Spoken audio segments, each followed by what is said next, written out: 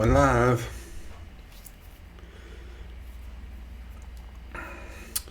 Hey guys, welcome to the first ever Pro Physique online seminar. Thank you guys for tuning in. The big goal today is we're going to learn a lot. So I have some awesome presentations for you guys. The real idea behind this was that this year we were going to be doing, what's up Jojo, what's up Nicolette? We were going to be doing a lot of seminars and presentations. For those that aren't aware, can you go mute my computer? The ad is playing. So for those that aren't aware, in Tampa, we now have a gym called Pro Physique Studio. The goal was we were going to start doing some seminars and stuff. Obviously, with this coronavirus thing, we are now doing a lot of distance learning. And this is the first time I've ever done this. This was not an easy process. There is a streaming software, there is YouTube Live, and the goal is to learn a lot from this and give you guys some great information. We're going to have some amazing speakers today. The first speaker for today is going to be Kait Callahan. Kait just finished up her degree at the University of South Florida. She is now a Master of Exercise Science. She's still going to be involved in some of the research there that's going on. She herself came to Pro Physique about 2 years ago, moving to Tampa to do her graduate work. And she was the third coach that came on with Pro Physique. She has been nothing short of amazing. And she just competed in the Arnold Classic. So I thought, what a better time than to discuss meals and macronutrients and how that can work for the physique athlete. Following her, Steve Beaugrand, who is also a Master of Exercise Science, is going to talk about how to optimize muscle building. I'm going to finish up the day with a talk on stubborn fat loss protocols. Now, each of us are going to talk for about 50 minutes, and we're going to have 10 minutes for Q&A. We can see in the chat what's going on. Hello from Boston. What's up, guys? So we're gonna be, yes, and it's also going to go live when we're done. So if you can't stay for the whole thing, it's going to be on my YouTube channel following that. So absolutely. And what we'd like to do is answer a few of the questions after the seminar. So you can save your questions for the end. She's going to do a short Q&A after that. All right. Now, the other thing I want to talk about today is that we are starting a transformation challenge. Yes, this has been in the works for 6 months. It is a lot of back-end work. On Monday, the sign up for the transformation challenge starts. It is a 2-week sign up period, then starts a 90-day transformation challenge. All the rules are going to be sent to you guys if you go and email sam@prophysique.com, sam@prophysique.com. It's in the description box below if you're interested in doing a 90-day transformation challenge. Okay, we're going to give away cash. That's it. We're just going to make this another learning lesson with that. So with that, I got Kait here. She's going to take over, get her PowerPoint started. So give us just a second to get that going. And let's see here. Let's minimize that. You're here, and I think you're good to go. Hello, Kait. Thank you, Paul. What is going on, guys? So I'm really excited to chat a little bit about the discrepancies between macros and meal plans and what you should select going through your contest prep diet. So right now we're really focused on speaking to the physique athlete, and of course you hear stories. Most of you are probably familiar with Paul being on his channel and the way that we do things. However, there are still so many people that come from restriction or meal plans, and it's not for me to give you my biased opinion here. I just want you guys to make an educated decision on what it is that you're getting yourself into, whether you're working with one of us as a coach or you're outsourcing to somebody else. There are things that you should be aware of when it comes to making these decisions, and this is about your health. Stage conditioning is not something that should be taken lightly. It is very extreme and requires a lot of discipline and execution on your end. And I just want to go over the nutritional consequences and associations that are streamed with each of these outcomes, because there are benefits and costs to each side. So the first thing that I really want you guys to consider is, where are you at now and how did you get there? This is incredibly important when you're starting your journey and how you want to approach that, right? Most of you are coming because you want to lose body fat, and that's awesome, and that's such a good goal. But how did you get there? What habits have you acquired over time that have got you to the place that you're at now? Those things have to change. Behavior change is required in order for you to become something that you've never been, especially pertaining to contest prep. So look at your previous habits and ask yourself, what is it that you're willing to do and what are you not willing to do? And that's a personal decision. But each of these things are going to play a role in the outcome of your fat loss journey, especially, again, getting stage lean. So we've all seen this pyramid hopefully before, but at the end of the day, the biggest factor in the outcome of what you are accomplishing over time is going to be calories in versus calories out. We need a calorie deficit in order to generate fat loss overall. That has to be, you're doing more than you are consuming. You're burning more energy than you're taking in. That is the fundamental foundational fact of getting fat loss going. And then on top of that, we've got micronutrients, macronutrients, micronutrients, nutrition, timing, and supplementation. And these things get more complex as you master these habits, but I want you guys to really drive home here that at the basis, it is calories in versus calories out. So let's talk about meal plans. And the first thing that I want to go over is, what is a meal plan? It's a predetermined meal or foods in order to control your dietary intake. So just like the point I drove home a couple seconds ago, this is controlling calories in versus calories out. So there are pros and cons. Some of the pros are that there's structure. So you're not thinking about what is it that you're going to eat. It is consistent in the fact that you're typically going to consume the same meals around the same time every single day. And adherence for most people is pretty high, at least initially, and then things might change over time with restriction. And on your end, if you are a new competitor or you don't know anything about flexible dieting, there's minimal effort. You are literally given a plan. This is what you're going to eat. This is when you're going to eat it. And for a lot of people that aren't educated in nutrition, this is easy for them. This is where the coach is meeting the client where they're at, and it's less psychological stress trying to figure out and learn nutrition. So those are some of the pros, but there are cons to that. So let's say you've been on a meal plan that's tilapia and asparagus. Well, that might not be a protein source that you enjoy eating. So there's less individualization, along with things that you can digest pretty easily or a little bit more stressful. You might get bloated eating certain foods, right? And so that's where the individualization leaves the meal plan. You are not self-selecting the items that you are eating. There's also the elimination factor. You typically are removing certain food groups or certain food items and only allowed to eat X, Y, or Z, whether it's a protein source, carb source, or fat source. It's very restrictive. So you have these guidelines that you are told to follow. And as physique athletes, we are typically so type A, we will do whatever it takes. If you tell me to eat dirt, you're going to eat dirt to get the job done. So I know that I'm not the only one that's like this. I'm sure many of you are too.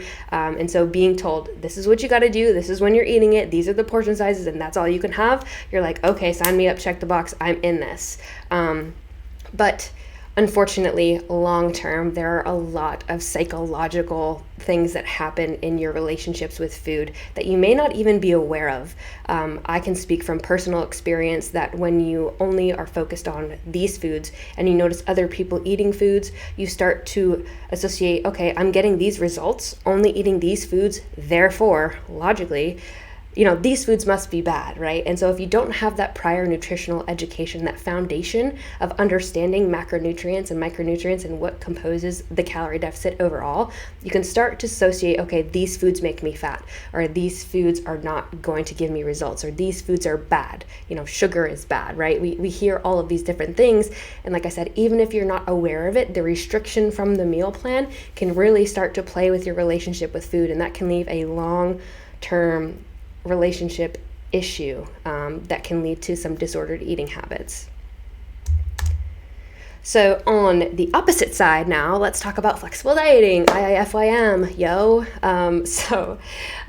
The definition that we'll use here is predetermined meals or foods that meet specific targets for your proteins, carbohydrates, and fats. So again, what are we doing here? We are looking at calorie balance. We are maintaining a calorie deficit. So this is a form of restriction, but instead of having specific foods that are laid out for you in specific meal timings, you are now looking at, okay, these are the macros that I need to hit, and I get to kind of build it the way that I want to, which opens up the idea of individualization, right? You don't have to stick to tilapia and asparagus. You can have chicken and broccoli or whatever it is that you enjoy eating. You can work in a Built Bar or some type of, fun food that you enjoy that might increase your adherence to that diet. This also comes with an education. You start to learn things about nutrition. You start to look at your food differently, and you will continue to have that education even when the diet is over, which is incredibly important to the next point of sustainability. When you come out of that diet, now you are like, okay, these are the food groups that I want to hit. The diet is over, the fat loss phase is over, the contest prep is over, but I still know about the nutritional things that I need to be hitting, how to reverse out of that, how to come out of it. Whereas sometimes in a meal plan, people haven't gotten that education, and therefore they come out of the other side and they don't know what to do, and they go back to eating the way that they had. So it is less restrictive. You can work in, again, different food items, different variety. If you are someone like me who really loves ice cream and peanut butters and things like that, those are things that help me stay adherent, knowing that I can work them in when needed. So that's one of the benefits of flexible dieting, and it doesn't eliminate food groups. So it tries to mitigate that association of certain foods are bad, certain foods make you fat, certain foods will have these negative impacts on your physique that you're working so hard for. There are cons, just like any other thing, right? There is a huge learning curve. For any of you that have mastered macros, go back to when you first started. You fucked up. I fucked up like so many times. Like, I don't even know how to tell you. It's frustrating, and it can be time consuming to try to figure it out and plug it all in and plan your day. And then you get playing these macro Tetrises if you don't go into the day with a plan. So again, it's great on one side, but it can also be taxing, and psychological stress also plays in the outcome of the body composition goals that you're seeking. So you don't want to be driving yourself crazy, like trying to understand a concept that maybe you're not at yet, right? So again, this goes back to my first slide on where are you at starting this, right? So there's a huge effort and time investment if you are a newbie to figuring out how to track your macros, how to be accurate with that, how to be adherent to that, how to make it mindless, and that goes into planning. I will say a huge reason for success in macro tracking is going into every day with a plan, understanding the macros that you need to hit and executing that, right? Because overall adherence is going to be key no matter which plan you're on. It's very important. So don't get caught up in the idea of, can I fit that in today? Which many of us have done. I've done it. So like I've done it all. Like there's nothing that you or anyone could probably tell me that I haven't experienced myself. So these are things that we want to eliminate when it comes to the flexible dieting atmosphere. So when we look at them on a fundamental basis, are meal plans and our macros really that different? So both are going to be a means of controlling calorie intake. Remember, the foundation is calories in versus calories out, right? We're trying to control calories overall, which both will do. Therefore, both will work in a fat loss phase. If you have caloric restriction, if you're regulating calorie intake, you are going to get results in a fat loss phase. That is going to work regardless of whether you're on a meal plan or you're planning out your days with macros. But there is a dark side to both. Both can be taken to an extreme. So this is an example of a meal plan that I was given when I first started on my bodybuilding journey in 2016. I was with the disclaimer that this is all that I could eat, and I could not add sodium to any of my meals. And so over time, like I discussed earlier, I started to really look at food as evil. And food is energy, right? It is not inherently good or bad. There is no peanut butter jar staring, talking to its peanut friends going, you see that? I'm going to make Kait fat when she eats me, right? Like that's not happening. Food doesn't have an MO. It's not out here to try to harm you. It is energy. And all food groups have a place in your fat loss journey. All of them have a place in the hormonal functions and the physiology of your own body. So it's really incredibly important that you recognize this and you're aware of the decisions that you're making. So for me, I was on this for a very, very long time. Like you can look at this. I am someone who loved fruit, and I started to negatively associate fruit as being bad because of sugar. And I was told that by my coach, that we can't have excess fruit. We want prunes because they'll help with digestion. If you need to go to the bathroom, prune juice typically helps you get there. So, this is really what I stuck to for a long, long time. And so there are consequences of restriction, and I wanted to get into an example of that meal plan specifically when I was told to not add any sodium or consume any. So I know insulin sensitivity is a trendy topic, so when I saw this, when I was reading some of the literature, It is linked to insulin resistance. So I know that that's a trendy topic for everyone and how to reset that. So just don't be cutting sodium out of your diet. That's kind of a tidbit though. The bigger picture here is how important it is in your own physiological functions. We are physique athletes. In order to be a physique athlete, you need to have muscle. In order for muscle to grow, it has to be able to contract.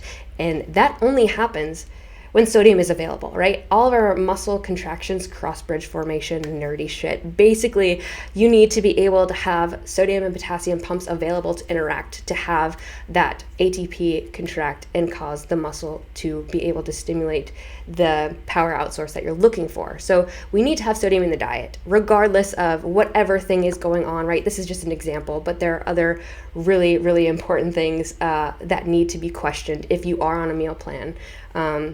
Again, it's really important for muscle and nerve function and your heart. Like, there is heart disease. You could get to heart failure if you're really limiting sodium intake. It is incredibly important. And hyponatremia is the condition relative to low sodium in the blood. So when I get clients that come to me from meal plans, when you have low sodium in the diet, some of the side effects that you'll see is weakness, fatigue, leading to really poor training. You can't get a pump, and that sucks. It's not fun to be able to be in the gym and you're just not getting any return on that and benefit, right? You're not getting stronger. You're not able to move a load that you could have moved before, and you're wondering what is going on here. And some of that is, manipulation of the diet. Even people that are using macros will see strength decline throughout a prep. So I'm not saying it's just electrolytes. I'm just giving you an example. If all things were the same and you cut sodium out of your diet, your muscles' power output, contraction, energy, the force that you could generate is not going to be there. You can also get really bad muscle cramps. I remember that I would wake up in the middle of the night with extreme cramping. It's not a fun time to have that going on throughout the day. And that's a really big red flag that you need to pay attention to. On top of, yes, when we're dieting, we get really hangry. But again, sodium impacts mood. So you will get really irritated, feel kind of on edge. And then of course, the brain fog issue, when you kind of just walk through the day like you're in a dream, like it's hazy and you don't know what's going on. And I remember those feelings very vividly. And I had no idea why. I just thought it was like, oh, I'm working real hard. I'm dieting, diet harder, get leaner. That's part of the process, right? That's what my coach was telling me. So I just believed and I executed and I did what we would all do as young, disciplined bodybuilders. We do whatever it takes. But the biggest drive point here is ask questions. Your health is your responsibility and you are in charge of the outcome. You are paying somebody for a service, and if they are giving you this restriction, you need to understand why, right? So I try to believe that every coach in this atmosphere really has good intentions and they are looking out for the best. So it is your responsibility and you have a right. I mean, you're paying these people to help you get there, right? Ask questions, get feedback. If you're not sure and it sounds a little off, don't hesitate to be like, I'm just wondering why we're doing this, right? And that is okay. And they should be able to answer that question for you. So again, your health, your outcome, your journey, the impact that it's going to have on you in the acute, the short term, as well as the long-term effects of that are in your hands, and you have the power to change those outcomes or make decisions for you. So always be your number one advocate. The outcomes of this, so this restriction, again, you're going to get results. It is time effective to use a meal plan. Again, you don't have that energy where you're expending trying to figure out nutrition and macros and hit everything on the dot and all of that stuff, right? You can just get up, you know what you're doing, you don't think about it. Hey, yep, cool, next, go do my cardio, eat my food, sleep, train again. Meal timing, consistent meal times and protein intake. So we'll hear a lot about spiking muscle protein synthesis optimally, right? And if you aren't more experienced on that end with tracking your macros and understanding kind of nutritional distribution throughout the day, this might be better for you because you know you're having this consistent protein intake. And as bodybuilders, especially physique athletes that are trying to get that 1%, this might be beneficial for you. And then nutrient distribution, again, depending on who wrote it, should be an RD, but most coaches are not RDs. So they may not be accounting for all the micronutrients necessary for you to be consuming. And I know that greens are a hot hot supplement, and I do think they're wonderful and that everybody should take them. But at the same time, you still need to be consuming micronutrients within the diet. So this is where it's important. If you are on a meal plan, you should be getting variations of that meal plan to make sure that you're supplementing all of those things. This can lead to, if you don't get that, right, nutrient deficiencies. And overall, this can lead to long-term impacts on gut health, which is also a topic that we hear about a lot. So cutting out things like dairy, like gluten, a lot of people will do that from the jump of a contest prep. And what happens is your body stops producing the enzymes that are needed to break that stuff down. And you don't want to completely just cut that out. You want to be able to eat these foods, because there is a time when this diet is going to end and life is going to happen, and Christmas and cookies and cakes is going to happen, right? Birthdays, anniversaries, and events. And so cutting all these things out of your diet just for this short-term fat loss goal is not going to lead to life and sustainability in that. So just keep that stuff in mind, and make sure that if you are cutting these foods out, that it's for a very acute period of time, and not permanently, especially if you aren't someone that has celiac disease or some type of deficiency where they can't consume these types of foods. And again, the outcome, it ends. And then what? So there are two possible outcomes to when the diet ends, right? And I'll talk about myself a little bit. I like to pick on me. So you try to live on this plan, which I did. I did not know how to eat when I came off of my meal plan and my first prep ended. I went out with my family and I had a lot of sodium. We had seafood, and I had really, really, really bad edema. So I went back to the meal plan and I had this fear of foods. And then, of course, I was unable to go out or do anything without having that anxiety around food. Like, can I eat that? Can I not eat that? What's going to happen to my body? Like, I was freaking out like all the time with food. I was so scared. And that's not okay. And there are mental health detriments that happened long term with that. Luckily, I met Paul right around that time, and he educated me, mentored me around flexible dieting in 2017. So that's when I kind of learned to come out of that. But this can lead to severe restriction and then severe overeating. And this is a very bad pattern to get into. It breaks my heart to see it more common than I would like it to be. So that is a very serious psychological issue that, unfortunately people develop going through these situations. And again, your mental health is ridiculously important along with your physiological health. It all goes hand in hand. But the alternative side, so let's say that you just go back to eating the way that you did before, right? This challenge is over, this diet is over, and I'm just gonna go back and eat everything that I ate because I hit my goal weight, and I'm just doing it. Like, it's done. I'm done with that, right?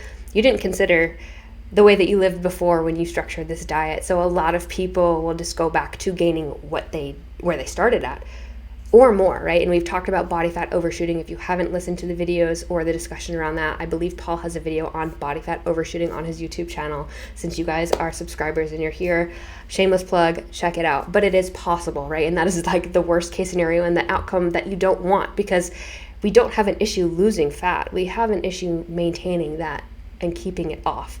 So these are really important things to consider when you're setting up a diet is, can I live this way forever? Like, really ask yourself that. If you get a meal plan like I did with 8 almonds, can I eat 8 almonds forever as my only fat source and coconut oil and prunes only as my fruit? Can I do that? No, and I didn't do that. And there are impacts, again, on your body composition. The way that you store fat is going to be different. There's probably going to be more stress around foods because it's not something that you've comfortably consumed and seen results with. You have these negative associations with food now, and so you might get anxiety or a rapid heart rate around food, and that actually does affect the way that you digest and store and absorb those nutrients, right? So anxiety around food on any level is going to negatively impact the results of you enjoying that food, because for a lot of people, food is a life. And there is, that psychological release of having something that you enjoy, and you shouldn't be anxious around that. So then this can lead to, oh no, I had this and the scale is up, so then I gotta do more cardio and cut food out, and you're driving yourself nuts trying to get back to where you were. But then you have these restriction overeating episodes, and again, this goes back to that binge eating pattern, that vicious cycle that can be detrimental long term to your overall health for this physique goal that you set yourself up to do. So on the flip side, how many of you think IFYM, let's go? I remember watching a video a couple years ago about someone who ate Snickers every single day when they were doing a prep, and I was like, wow, they can do that, okay. But again, this is like the extreme. There's an extreme side of both sides, and this picture really, really shows you the IFYM world, right? You don't want to be trying to fit shit into your diet that you don't need to be eating. So it is not a means to fit in all of the foods. It is not. Focusing on 90% whole foods, right? We still want to eat natural foods, eliminate processed stuff, or limit it as much as possible. That should construct the majority of your diet here. Your body is sensitive and it does a lot for you, and you're looking to obtain the optimal goal from what you're doing. So don't eat like an asshole. Don't do that to yourself. Most people that do that really feel shitty afterwards. And you can learn a lot from doing that, right? But that is not the point of IFYM. That is not the point of macros. So I think that's also just taken to the extreme. So I really want you guys to understand here that it is not the opposite of a meal plan. This allows you to individualize your food choices while still controlling the overall calorie balance, right? Back to that pyramid. We're at the fundamental, the foundation. Calories in, calories out. I get to choose foods that I want. I get to opt out of chicken breast for pork tenderloin. I get to work in different types of carbs, right? I don't want rice, but I want a sweet potato. Okay. That's the flexibility of it. Not, okay, well, I got some carbs and fats, so I'm just going to have donuts and cupcakes every day. Now, if you choose to work that in for the psychological benefit, I 100% support that. I think that that's great. But again, especially in contest prep where we're really focused on optimizing body composition, we want to focus on 90% whole foods. Macro Tetris, trying to fit all these fun foods in will drive you bullshit, and you will end up in a fuck it mode, just like you could be stepping off of your meal plan in the cupboards, just like, fuck it, I'm just gonna eat what I want, right? So either way, the level of neuroticism around both can drive you nuts. So when it comes to setting yourself up for success with a meal plan, you need to go into it with intention. I have all of my clients set out, okay, these are my macros, this is the foods that I'm going to eat during the week, and then I'll be a little bit more flexible on the weekends. Go into every day with intention and a plan, because adherence is going to be the most important thing here. So, is there a dark side to tracking macros? I think that there is a dark side to either of them, right? It is a great means of an education. I think that learning nutrition, the fundamentals around your nutrition, different types of food groups that you can work in, what composes the foods that you naturally eat. When people start tracking and they look at their current intake and they do a diet recall, they will be amazed at the types of food and what was in the food that they were eating. So from an educational standpoint, I think it's amazing. But it is not something that should be practiced all year round, every single day, day in and day out. I talked about the meal plan and going out to eat off of that. Well, the same issue happens with macros. If you're going out to eat and you literally are sitting there driving yourself nuts, trying to figure out the exact macronutrient profile of the meal that you're trying to plan out, it is going to drive you nuts. That is not a healthy relationship with food. That is not a healthy relationship with your diet. There is a time and a place for that level of neuroticism, absolutely. But you should be able to be flexible. A lot of people do travel for work, especially in contest prep. And while contest prep is something that should enhance your life, you don't want to allow this side of it to be debilitating to you, to the life that you live, to the social life that you might have, right? It can be restrictive on either end, where you limit yourself from being able to do things because you're so neurotic about hitting every single macro to the gram. And like I said, disclaimer, for physique goals during contest prep, it is very important to execute. And that's why instead of trying to plan around things, go into every day with a plan. But do not carry that out every single day for the rest of your life, because you are going to miss out on so many things that are much bigger than your body composition, your body fat percentage, and things like that. So remember, going into any diet, you have to have an exit plan. You have to have an exit strategy, and getting too consumed in logging every single day for the rest of your life, that is not a way to live. Just like when I talked about the meal plan, can I eat 8 almonds every day? Can I live by these 3 numbers every single day for every meal I eat for the rest of my life? I would urge you not to try to do that, right? There is flexibility with it, and being consistent is much better than being perfect all the time. So what is the goal? Which is better, right? So first we have to ask ourselves, what is the goal of that person, right? It comes down to the individual. And as coaches, our job is to meet them where they're at, right? So what is the best means of execution and adherence? If they have no background in tracking macros, they need that education, right? So you might collaborate with them like I do with my clients. I have no shame in doing it. I will collaborate with them on building a meal plan based on the foods that they're already eating. So we're working together to build some structure that makes it mindless for them to execute, because the end of the day, it's about them hitting their goals, and adherence and executing is going to get them there. We want results. We want results with what we're doing. That is what everybody is signing up for. We want them to bring their best. So I can't just throw someone into the fire with macros when they may not know what they're doing, right? I censored myself. So you have to meet the client where they're at. Where is their starting point, and what is going to be easiest for them? Because stress is another added issue when it comes to starting something brand new. If you don't have that background, that education, that foundation of nutrition fundamentals, then you're going to drive yourself nuts, and it's going to lead to a lack of adherence, increased stress, which we've heard about will impact the overall outcome of the goals that you're seeking. So you're not going to be able to get to where you want to be because you're constantly stressed out about what am I going to eat today and how am I going to get through that. So it's ridiculously important to go into it with a plan. And again, what are the repercussions of each, right? So even if you are using macros and you generate your meal plans, if you're like, this food I can't have, and then you still go back to your previous life, you hit the glow up, you hit the body fat, you look good, girl. And then you just eat all the foods, right? And like I discussed earlier, body fat overshooting is a real thing, and it does happen. We see a lot of people with the post-show rebound, which I'm sure most of you are familiar with hearing. And that's not a fun place to be. Nobody wants to feel like that. No one wants to feel like their hard work, the hours of cardio, and the neuroticism around tracking their food and executing and weighing everything out, right? Because that's how we are. We're very type A as competitors.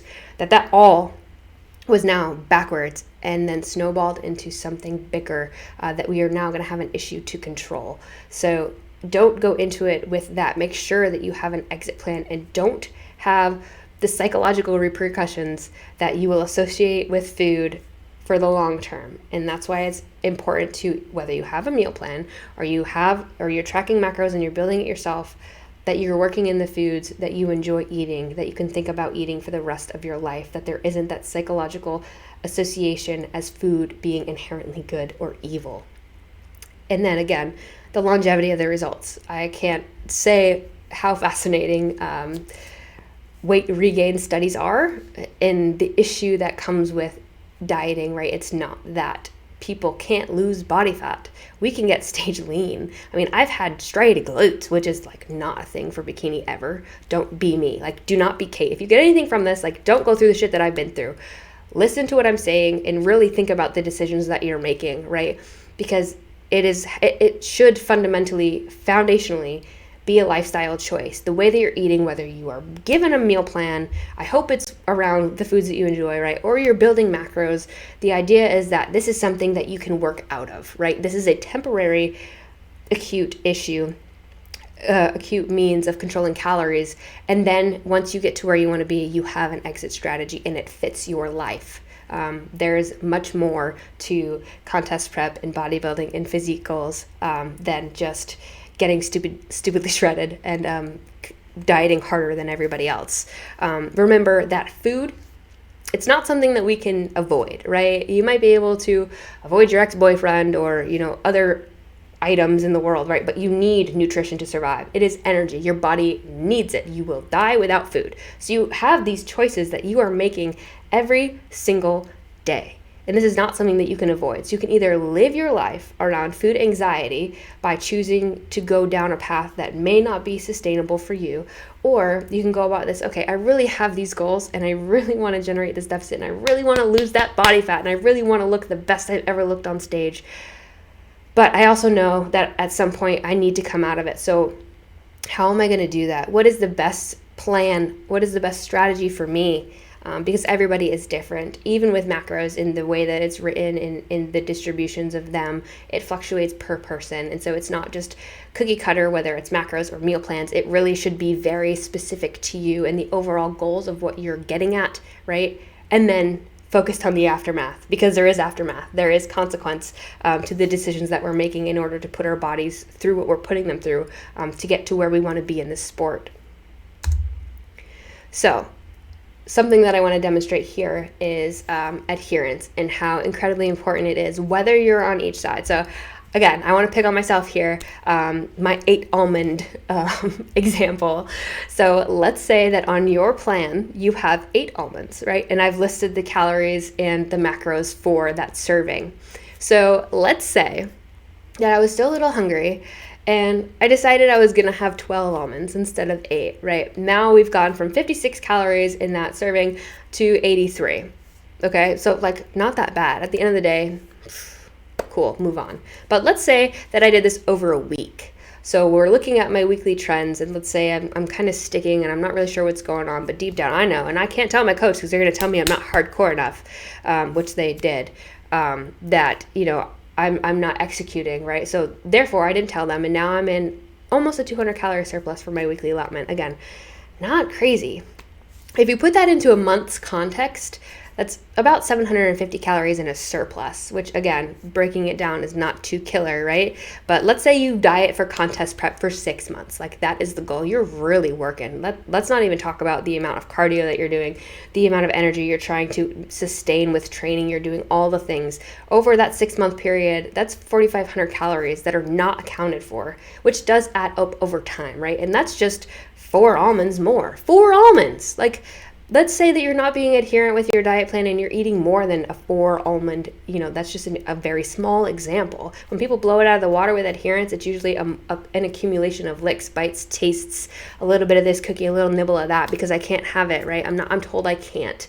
But this is going to be the biggest impact on the results that you're achieving over time, is your inability to adhere to the plan that you're given. And this is where it's incredibly important for you as the athlete to advocate for yourself and speak up, because your coach, whether it's one of us or somebody else, they have no idea how to adjust what they don't know is going on. And so you should never feel ashamed for being like, I'm struggling to be adherent. Can we adjust some things, right? Now, in contest prep, you're going to be hungry. You're going to be tired. You're going to be stressed. You're going to be so food focused that you're dreaming about pie. Like, it's inevitably a part of the sport and you have to accept that. But if there is an adjustment that can be made, such as food sources, to hit those macros, that should be a conversation that's being had, absolutely.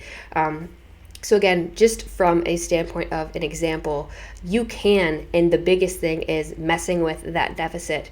So it's incredibly important that you are on some type of a plan, again, whether it is your macros or your meal plan or a combination, that you are adhering to the plan that you've been given and drawn out for yourself so that you can get from point A to point B without getting into this do more cardio because I overate my calories bullshit that I see all the time, right? And that's not a healthy relationship to have with exercise on top of food. So either way, that's not going to give you the best outcome that you're really seeking here. So again, let's go back to this pyramid. I really want you guys to take away that overall calories in, calories out, energy balance. That is what's going to get you from point A to point B, and how you go about that really needs to be focused on the individual. But on top of that, adherence. I don't care if you are given, if the research showed that if you eat 5 foods, you are going to be leaner than anybody else on stage and your rate of fat loss is going to be superior by 2%. If you're not adherent to that, it doesn't matter. It does not matter at all. If you cannot stick to that and plan accordingly and execute on top of that to get you from point A to point B in your physique goals, your journey getting to the stage is going to be much bigger struggle than it needs to be. So making sure that you're setting yourself up for success along the way is the most important point that I can make here. Depending on, which one you choose, that is on you. So the takeaways from this presentation, and I appreciate you guys being here and showing some love, but they are not opposites. As much as we see the extremes, there are extremes and dark sides to both sides, but they're not completely opposite. If you are someone that is on a macro plan, you need to be going into every day with intention. You need to have structure of meals. You need to be not mindlessly trying to plug away and do the macro Tetris thing, because that's not going to aid in a beneficial outcome for you. And psychological stress follows physiological stress. They are both types of stress that will impact the overall outcome of the adaptation that you are seeking. Both, when controlling for calories, will give you the benefit of fat loss. When it is a controlled situation and you're regulating that with structure and rigidity, you are going to see the benefits of that. Both, like I said, have pros and cons, and you need to really weigh out what are you willing to do, because there are consequences of those decisions, right? It is going to come with repercussions on either side. So you need to find something that works the best for you. And regardless, whether you are using a meal plan or tracking macros, this is not something that you can live on forever. You should not be living off of 6 meals and all those things that I had demonstrated with my meal plan earlier. And you should not be living by 3 numbers around the clock, 365 days a year. Neither of those are going to benefit you long term, whether it's your mental health, your physical health. Either way, that is not going to be beneficial for you, and the amount of stress and anxiety that will come with that is going to be detrimental to your longevity in this sport, in fitness, and your health. So education is critical, not only for the psychological standpoint of everything, but the physiological benefits as well. So that is the end of my presentation. I just want to say thank you guys for tuning in and listening, and now we will open up the Q&A. I think it's still on here. Can you see the... Okay. Okay, so anybody that has questions, please feel free to start asking them.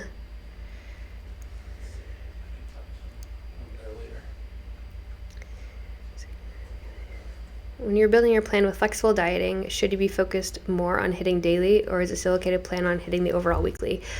I like to see adherence. Again, so flexible dieting, this is context dependent. If you are a physique athlete and you are driven to get to the stage, daily adherence and execution is the goal.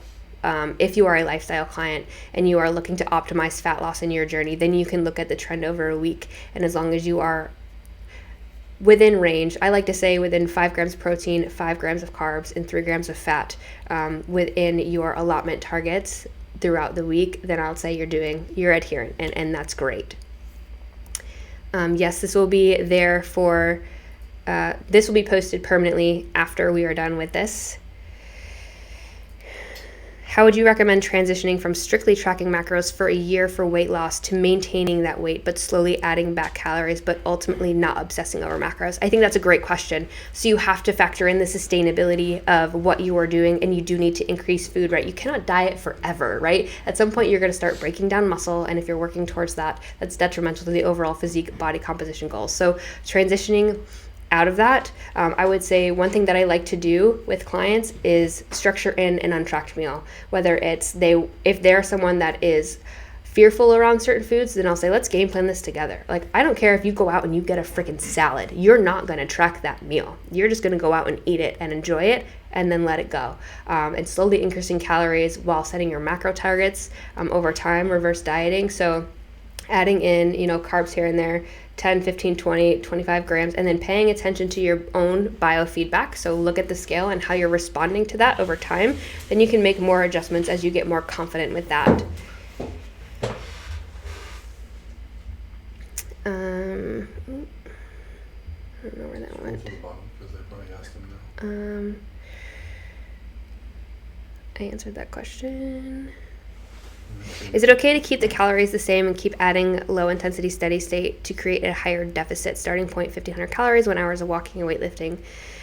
So I actually like the idea of eating more and moving more rather than eating less and moving more. I really think it's important that a lot of people will respond to higher calories and just vibe a little bit more throughout the day.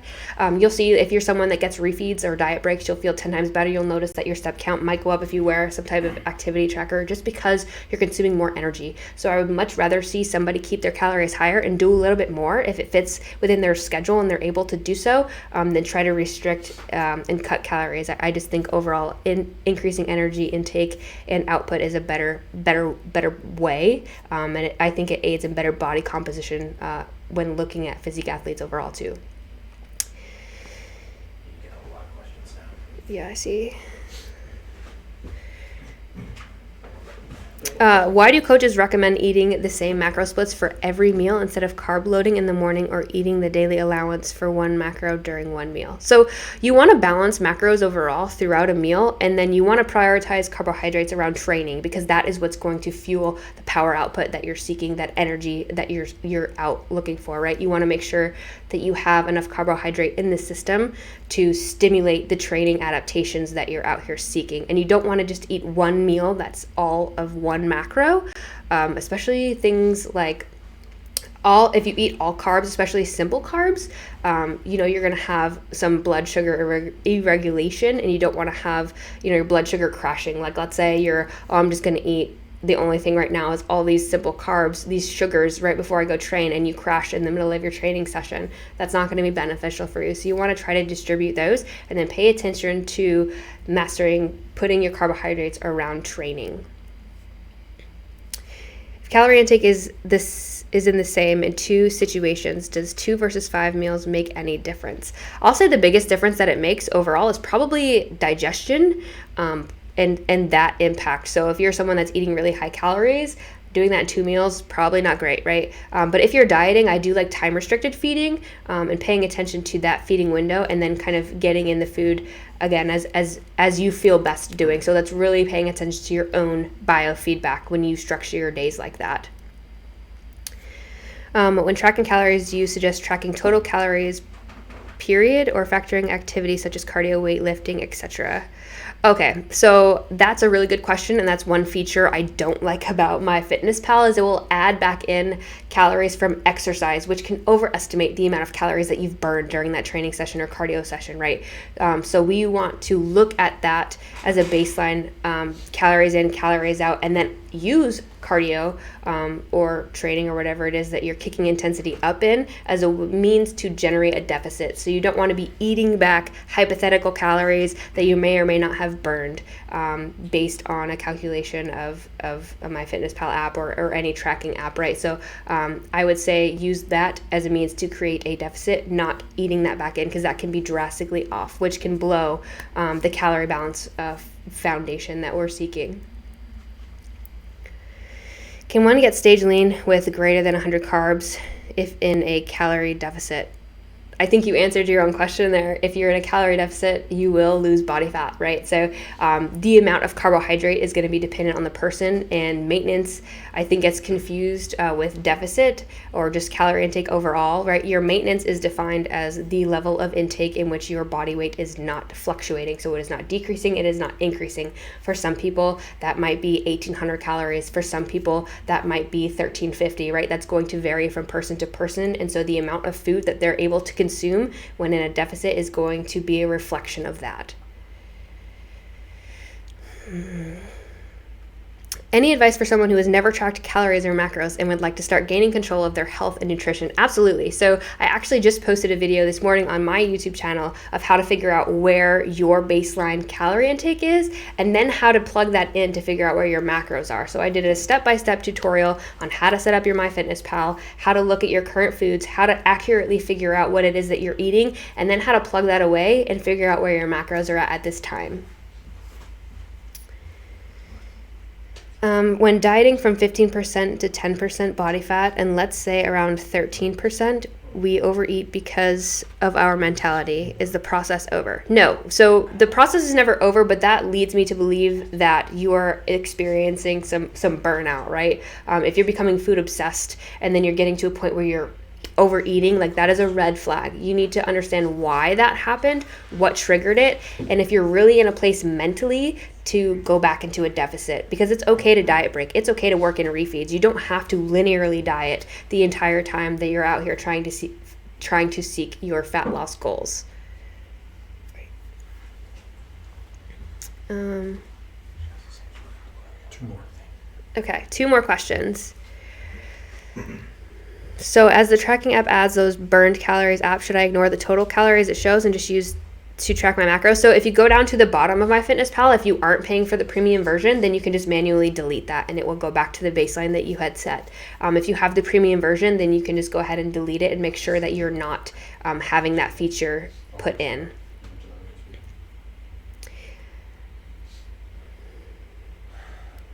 how do I eat 5250 calories every day with no cardio and still lose weight? My doctor can't figure it out. That could be a metabolic disease, so I would look at maybe getting some blood work done, but also look at how you're responding. You could just be someone who's a hyper responder to calories and you just end up like moving more, right? So I would seek a doctor and I would ask for their professional opinion, and have them maybe look at your blood work or something like that to figure out why that's an issue for you. But that is all the questions. So thank you guys for being here. And now the boss, Paul Revelia.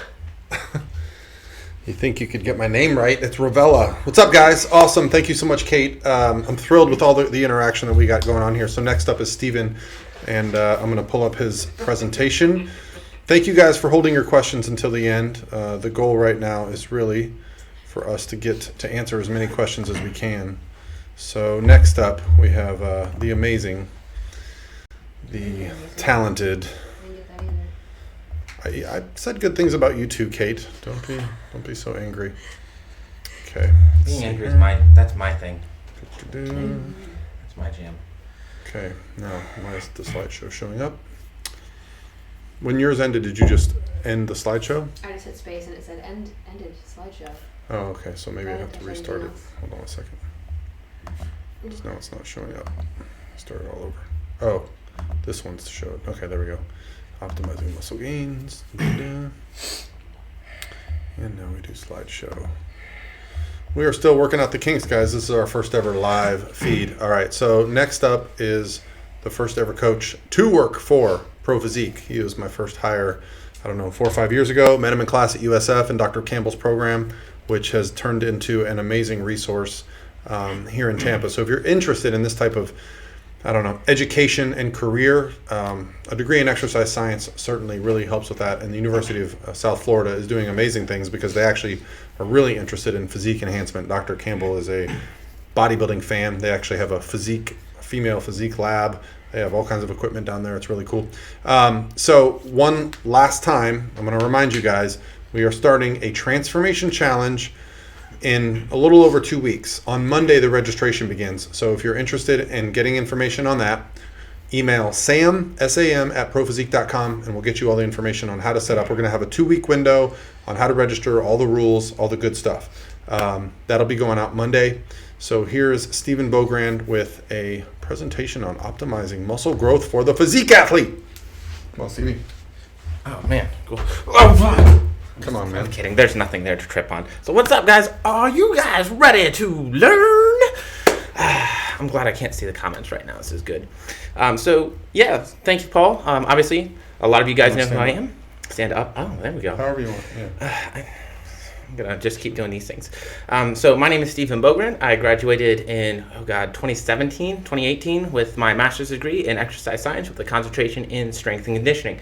Been working for Paul for what will be 5 years this year, and loving it. So a little bit about myself. I graduated from USF. Yes, it's a great place to go if you're interested in coaching, learning more about how to coach, and getting involved in the industry. Dr. Campbell is one of the few labs that is doing female physique research specifically, and I actually talk about that a little bit later in my PowerPoint, but let's talk and get into it. So what makes muscle grow?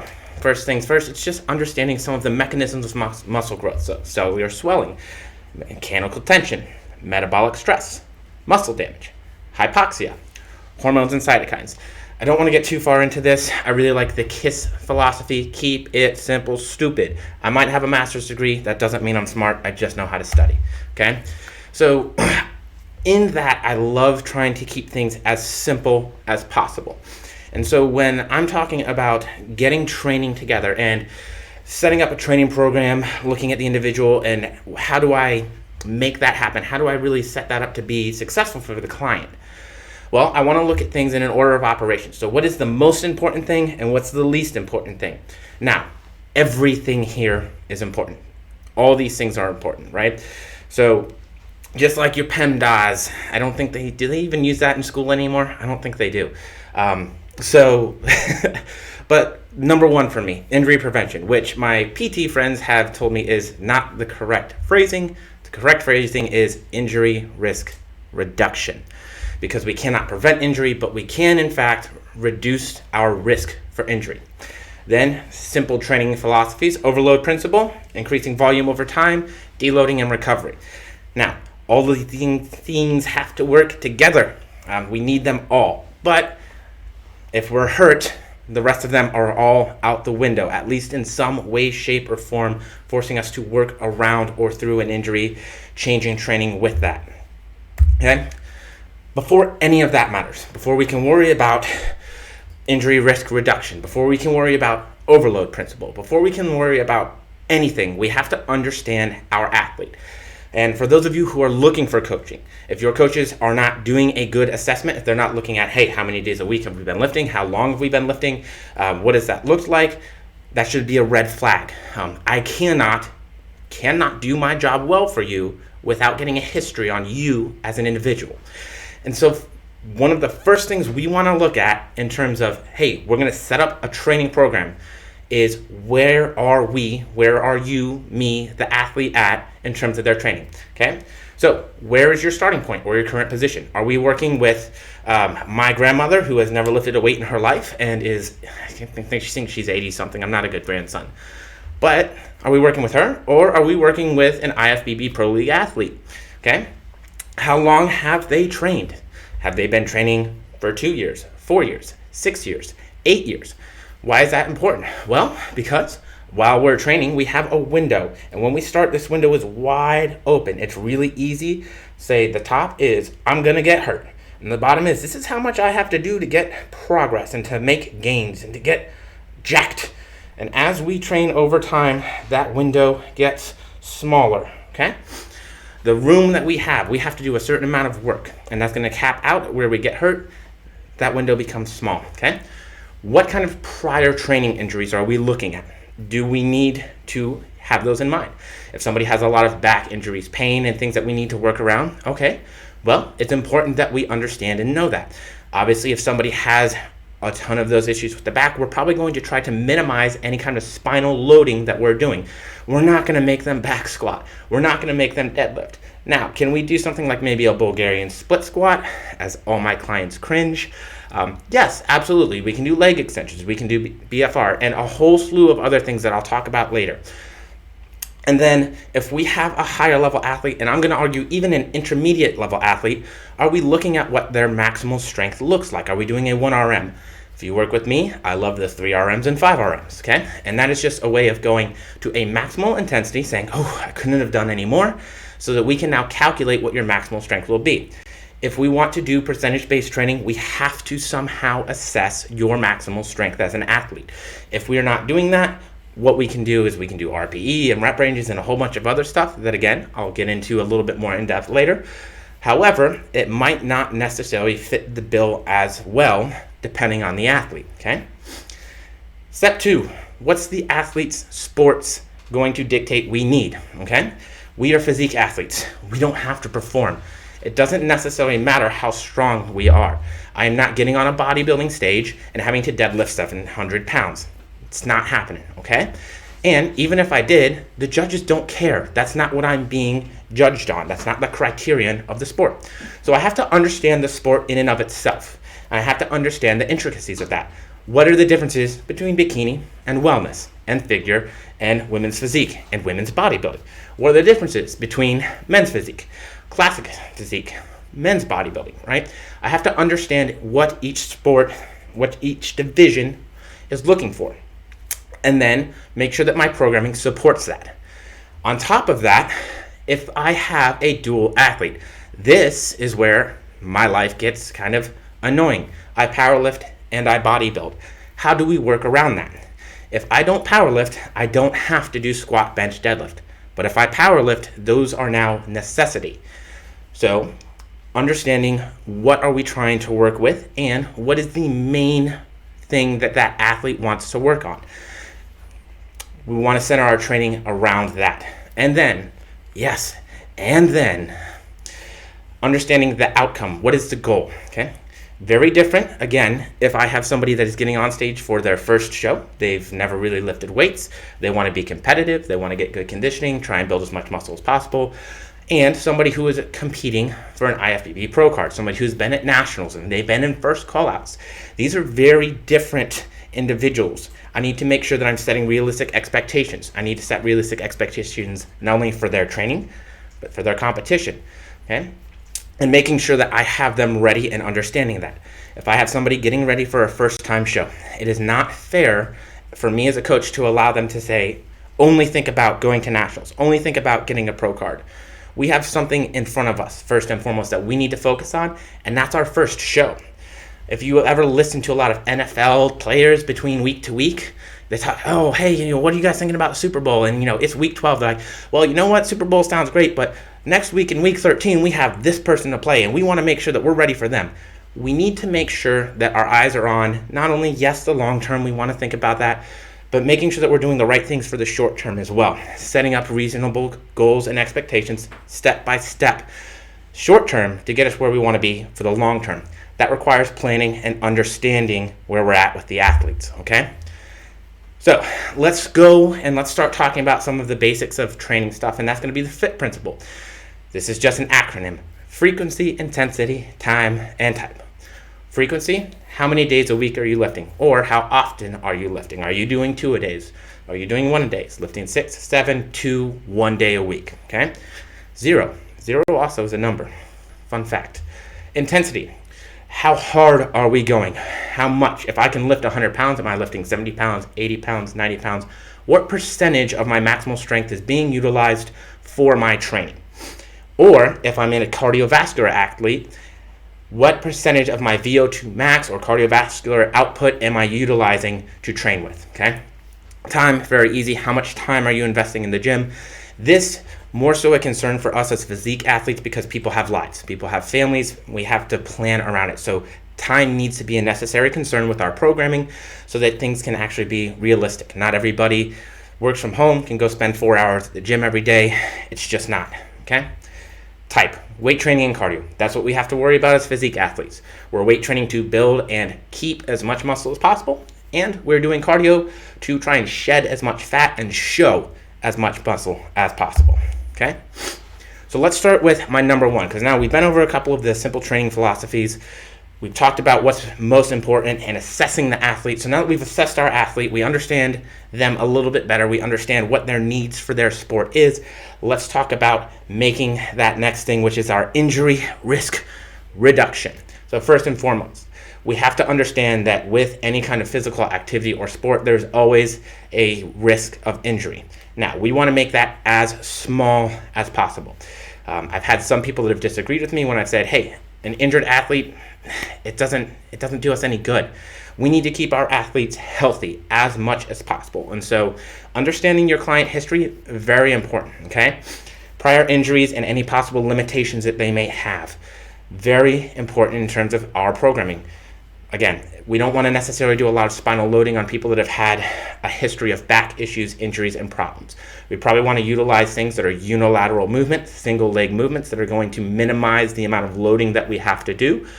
And they're going to keep them healthy. We can also utilize any kind of movements that load the hips instead, maybe something like a belt squat, and make sure that we're keeping them healthy. Because if we put them under a bar and we ask them to squat, and guess what? They get hurt like we would expect that they should and probably would if they're not used to it and have that prior risk for it. They're not getting any progress now. And in fact, once we're hurt, a lot of the time we're going to make negative progress because we cannot train to the same intensities. So learn personal preferences. This is one that I like for a couple of reasons. Yes, sometimes I work with it in it, sometimes I work without it. Personal preferences can make a big difference because some people are just built differently. We all have different lever lengths. Paul is a different height than I am. We have different torso lengths, different lengths of our humeruses, I can't pull my leg up, but you get the point, right? So we are built to be good at different things. The only way that we're going to be good at all the same things, the same manner, and the same way is if we are exactly the same. And guess what? We are not. Ooh, scary, right? So we want to do our best to bring in the athlete preferences as much as possible. This will do a couple of things. One, we tend to like what we're good at. That can reduce risk of injury because, hey, guess what? We're more proficient at that thing. Yes, sometimes we're going to have to go against that to work on some things that maybe we're not so great at, A lot of my clients will tell you that about shoulder health stuff and dumbbell Cuban presses, face pulls, things of the sort. But we want to make sure that, yes, we're setting our athletes up for success and staying healthy. The other thing is, it's going to help them to enjoy the exercise more. And whereas that can be something that's overlooked quite often, if we don't like it, we're not going to do it. The way that we keep people exercising consistently over time, which is how we make progress over time, is by making it as enjoyable as possible. And then, very simple, this one, compound movements first. I don't want somebody doing a lot of leg extensions and getting super fatigued in their legs, then going to try and do heavy squats and deadlifts and other things. We're only increasing the risk for injury. Compound movements are utilizing much more of the body. You're going to have psychological, like neurological stress as well that you need to keep in. I'm not going to hyperventilate. Sorry, I looked at the comments. But, so we want to keep those things in mind as well, okay? So, compound movements first, isolation afterwards. Make it simple, stay safe, stay healthy, okay? So let's talk about some ways that we can moderate training and moderate the way that we program to help to, one, not only keep us healthy, but to keep us in it, right? So auto-regulation is going to be the first thing that I want to talk about. Auto-regulation is simply me going to the gym and saying, you know what? I feel good today. I feel real strong. So I'm going to go hard. I'm going to go heavy. And I'm going to do, maybe some heavier weights, and I'm going to just go hard. And then maybe when I'm dieting, saying, ooh, I got refeed tomorrow. It hurts. Nothing feels good. I kind of want to die a little bit inside. I probably need to back off, okay? One of the pros on this can be it's really good for autonomy. It's really good for buy-in and saying, I'm in charge of my training program to a point, right? I have say in it, which is awesome, okay? Also, again, can be really great for injury prevention, injury risk management. If we don't feel good and say, hey, maybe I'm on a percentage, and they say they want me to hit 400 for sets of 4 today on squats, and I go in and I get to 315, and I'm like, that ain't in the tank. Good, I'm going to make the decision to back that down, stay safe, get through the workout, come back to fight again another day. Maybe some of the not so great parts about this, okay, might not be a good choice for beginners. Okay? And we'll talk about this with RPE in a second, but beginners aren't always super great at knowing where the line is in terms of what is complete failure, what's all out in intensity, okay? Also, if you have some people that maybe they don't like to push themselves, they're not really in it, it might not be the best option for them, as it can give you the opportunity to be lazy. Speaking for myself, I get really lazy when I auto-regulate too much. I just don't push in the gym all the time. So, RPE and RIR, okay, ratings of perceived exertion and or reps in reserve. This is another way of kind of allowing auto-regulation to happen. You're going to be utilizing a weight based off of how you feel within that movement. Again, can be really good for managing fatigue and injury risk prevention. Very good in terms of programming for the more experienced athletes, okay? They can utilize this pretty well. And if you look at people like Mike Teixeira, they've done a great job kind of providing some good information on it and really putting out good stuff. Again, cons, it's not going to be good for people who are inexperienced, who they're not used to pushing themselves to failure, they haven't been under heavy weights, or they don't maybe just utilize heavier intensities. Time under tension, negatives, eccentrics, pause reps, okay? These can be really good in terms of dropping total weight and then still facilitating that you're putting stress on the muscle, okay? I like these to utilize for when people are having, one, either form issues, because it's forcing them to go through the range of motion at a more controlled time frame. That's probably the big one. And I do sometimes use them for people that are having issues like tendinitis, okay? Again, sometimes tendinitis can happen because people aren't really performing the movement as well as they could. But it's also going to allow us to utilize a lighter total weight, which can sometimes help with that as well. Other thing that I really like, it's range of motion.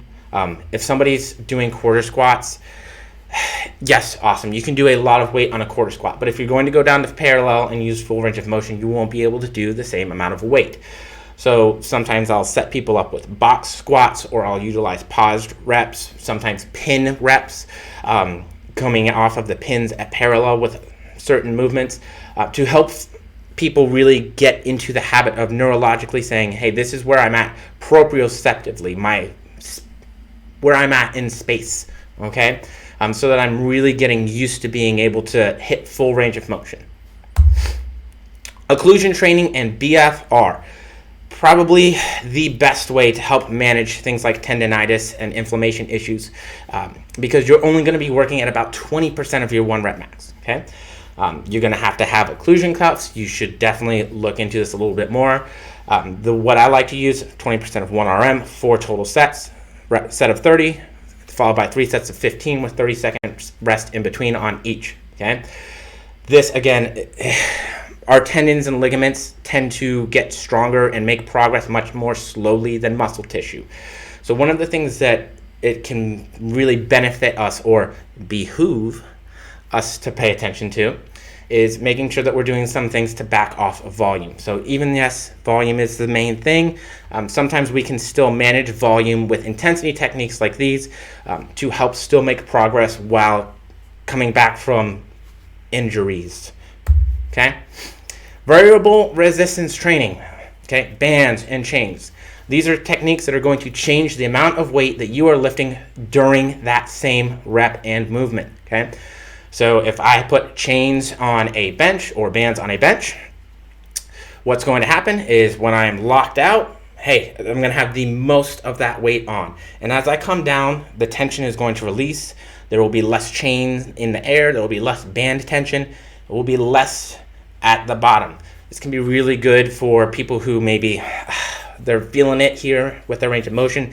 They need to pay attention to staying tucked properly, not flaring out so early. And maybe people who just have a sticking point at a certain place within the bench, okay? Or any movement. You can do it with squats. You can do it with reverse squats. You can use variable resistance training for figuring out how to do pull-ups. If we can't do a pull-up unassisted, you can use bands to help with that as well. Again, just another way to work around. But if we're looking at training, it becomes very simple. We need to understand overload principle. And this is our number 2 on the list, okay? Overload principle, if I want to simplify it, and yes I do because I'm dumb, I have to do more tomorrow than I did today. And next week I need to do more than I did this week. And next month I need to do more than I did this month. So I want to increase everything over time. That is how we facilitate growing more muscle. It is an adaptation. Adaptations take time and they take continual stimulus, okay?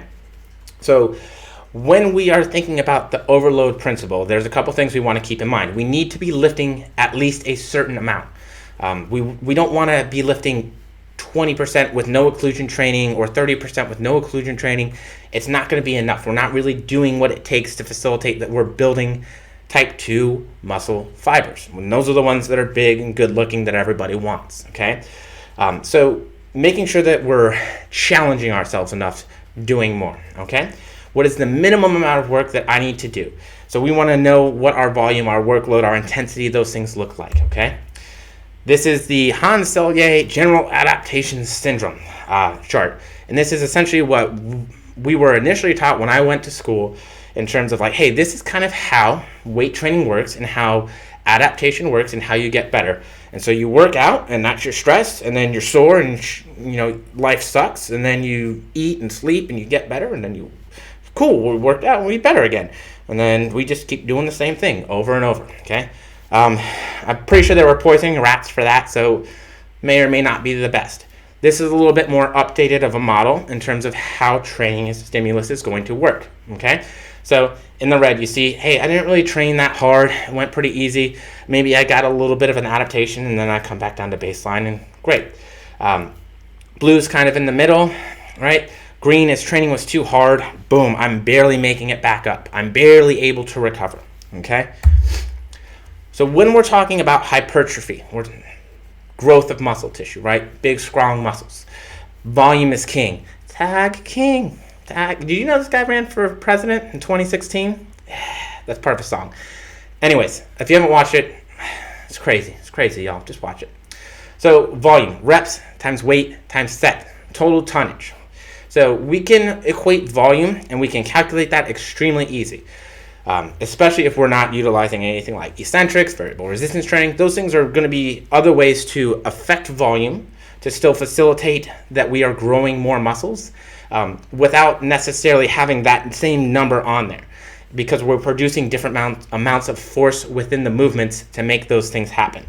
So again, there's multiple ways of doing this. I can just lift more weight. I can use bands. I can use change. I can do eccentric and timed reps. There's a whole slew of things that we can do. And so generally speaking, more volume is associated with more growth. There is, however, a curve to where we can no longer recover from the amount of volume that we're putting in.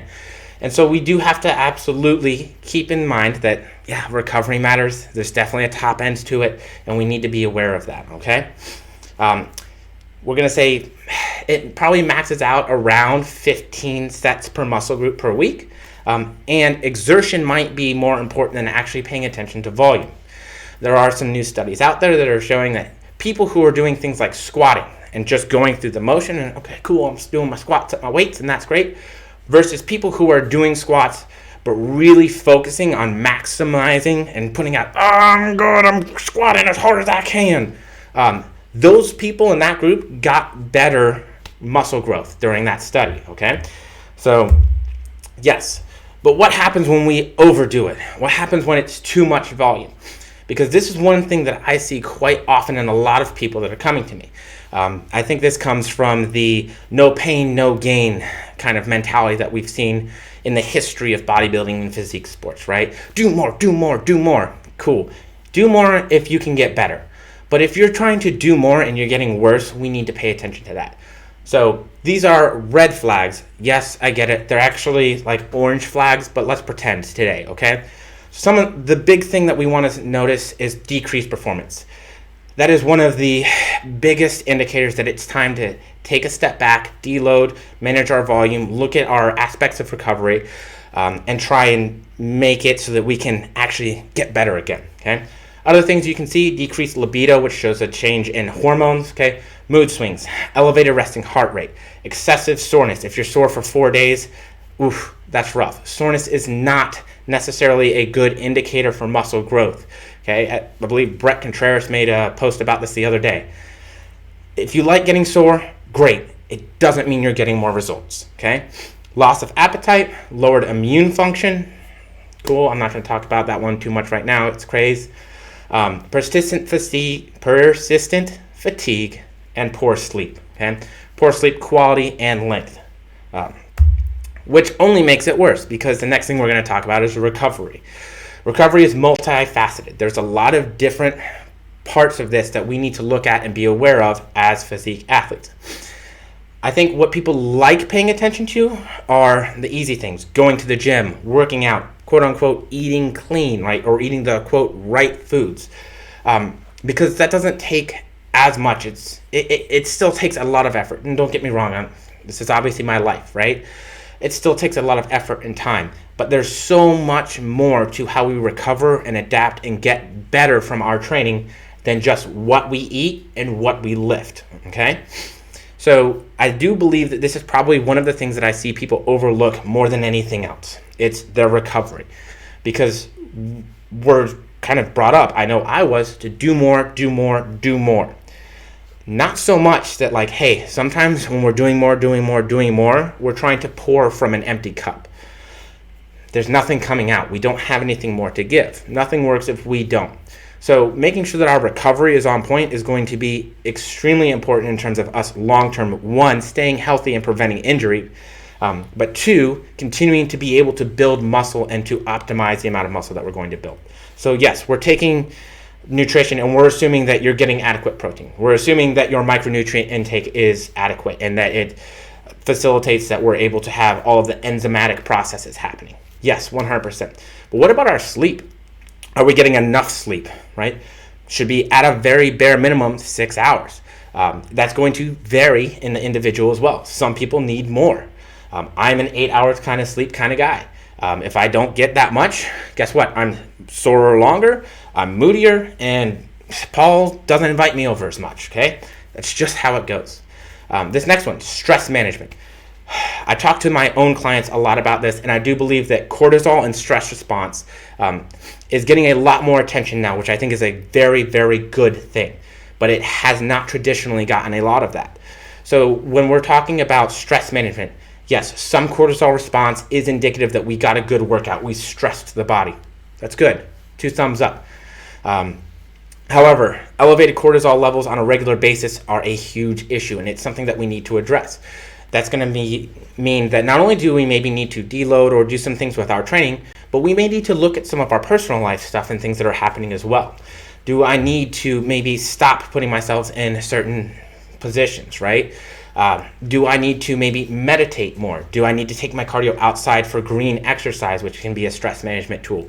Diaphragmatic breathing. There's a lot of different ways that we can manage stress positively to help positively benefit our training recovery as well. Age. Yes, age 100% matters. A 72-year-old cannot recover from training and cannot do the same training that a 22-year-old is going to do. It's very straightforward. We need to be able to change our training with age. It doesn't necessarily mean that we just kind of give up, but we need to be smart, because remember, once we're hurt, and especially as we get older, injuries are more abundant and they're harder to bounce back from. Paul. And then PEDs. Yes, drugs matter. They affect your ability to come back, to recover much more so. I would be remiss to say that they don't matter. They do. They make a difference, okay? So let's talk about deloads. When we're managing training, we want to make sure that we are implementing periods of time, normally going to be 1 to 2 weeks, where we are dropping total volume, okay? This is going to help us to manage fatigue that we have built up over a training block. So most of my clients know I like to program 6 to 8 weeks out at a time. Deload's going to be at the end of every block, right? We're always going to do a deload. That's going to help manage all of that training volume that we've been building up. We drop it off, give ourselves a week. Maybe some people are going to need 2 weeks. We're going to be able to recover a little bit better, get a better sleep, a little bit better stress response. Then we can go back into the next block feeling a little bit fresh. When we don't have any deloads and we see those overtraining symptoms and we just keep trying to push and push and push, what we typically are going to see is a big drop in performance, and you just feel like trash. Not a trash panda, because those are adorable, but straight trash, okay? Easy example, and you'll see a couple of these later. Maybe if I want to program 3 sets of 10 for somebody, maybe I'll program 2 sets of 10 for their deload. Or I'll program 2 sets of 7, right? I'm just going to drop off some of the total volume, make it really easy for them to recover, easy for them to get through training for a week. I'm not going to drop the amount, right? I'm not going to take them from 100 pounds to 20 pounds in terms of total load, but I'm going to drop the total volume so that they can recover properly. Okay? So let's talk a little bit about programming, okay? Athlete preference, we talked about this. We want them to have buy-in, and we want them to have a say, because when they have autonomy, when they have a say, when they have control over their training, they're going to want to do it more. They're going to be more invested, right? That's important. I'm more invested in the things that I can help control or that I have power over. Why? Because I have control. I can make it better or worse. If I don't have control, it sucks, right? I think we all kind of understand that right now. So utilizing athlete preferences. Simple way to do this, letting athletes choose their own main movements that they want to be accountable to for volume. You don't necessarily have to track volume on every single thing you do. You can utilize auto-regulation for auxiliary movements, okay? That's what I like to do. I track volume on main movements. So hey, you want to squat? Awesome, let's squat. Oh, you don't want to squat? Let's leg press. Let's barbell lunge. We can utilize a lot of different methodologies in terms of including their own preferences so that they're invested and enjoying the experience. Okay? There's a lot of different ways to do it. There are a lot of different training philosophies. I believe the saying is, there's many ways you can skin a cat. I don't know why people are skinning cats. I don't agree with it, but apparently there are a lot of methods. There's the same with training, okay? there's a lot of ways to make it happen, to increase your volume over time and to facilitate hypertrophy. Not to mention, we all respond differently. There are people that do not respond to training. We call them non-responders, outliers, right? So making sure that we're catering it to the individual going to be important. Maybe some people don't respond as well to lower rep schemes and higher loads, and they respond much better to volume. Other people are going to be the very opposite. Some people respond to no matter what you do, okay? We call those the unicorns. De Raja. So you want to find out what's right for the individual. And then this one I just kind of threw on there. Are rest times necessary to be programmed? I'm going to say no. I don't like programming a lot of rest times. The reason being, I want the athlete, the individual, to be able to decide that on their own. What we see in the research, longer rest periods can equate to more total volume. And more total volume, being the king, can in fact facilitate more muscle growth. But that doesn't mean that everybody has that time to take in the gym to spend there. They have families to go home to. They have, other responsibilities and work to do.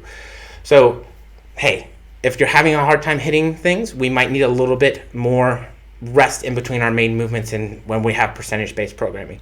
However, we can still do supersets and trisets and all kinds of other things to minimize time and utilize those as well. Okay? Periodization. Periodization is very complex, or at least we like to make it very complex. The simple truth of it is it's the plan for how we're going to set up that training block. How are we going to get everything going in terms of getting from point A to point B, the timeline and the approach that we're going to take doing it. So there's linear periodization, there's nonlinear periodization, there's undulating periodization. Hey, and there's, again, multiple ways that you can do that. So what does linear periodization look like? Well, it looks like this kind of, okay? So I'm going to utilize a 1 rep max that I've estimated. Boom, there's a deload week. We're starting off making sure that we're managing fatigue. We're coming into a block, recuperate and rest up. And look, just like I said, instead of 3 sets of 10, 3 sets of 7 at the same load. This is obviously in kilograms, okay? So very simple. I'm going to add 2.5 kilograms each week. And then at the end of the block, I'm going to really overreach with volume. Not only am I going to continue to add, kilograms in terms of weight, and you can see that week 4, that lat pull definitely went down, but it should be 85 kilos. I'm also going to add a set. We're going to get a lot of extra volume. Why? Because it's going to be 1 to 2 weeks of pushing, and then we know that we're going to deload again, okay? And so very straightforward. I'm just adding weight, or I'm adding reps, or I might add sets. It's very straightforward. Non-linear, right? Now, this still looks pretty linear, right? 4, 6, 8, and then a repeat, 4, 6, 8, and back to 4 again, right? And then we're going to change out the rep schemes and the weights accordingly to the intensity of how many reps we want to perform. Again, so this person, they didn't get a deload this week. Maybe this was their first block working with me, right? Or maybe we ran a different week and we deloaded some other way, okay? But you're going to see that as reps are lower, weight is higher, right? So 4, 82.5 kilograms. Second time we go to 4, we're going to go 85 kilograms, right? We are still increasing the volume as we go through. We're also increasing the intensity on this block, okay? It's not really a straight line. I know. It's what the cops give me a hard time about, driving like that all the time, right?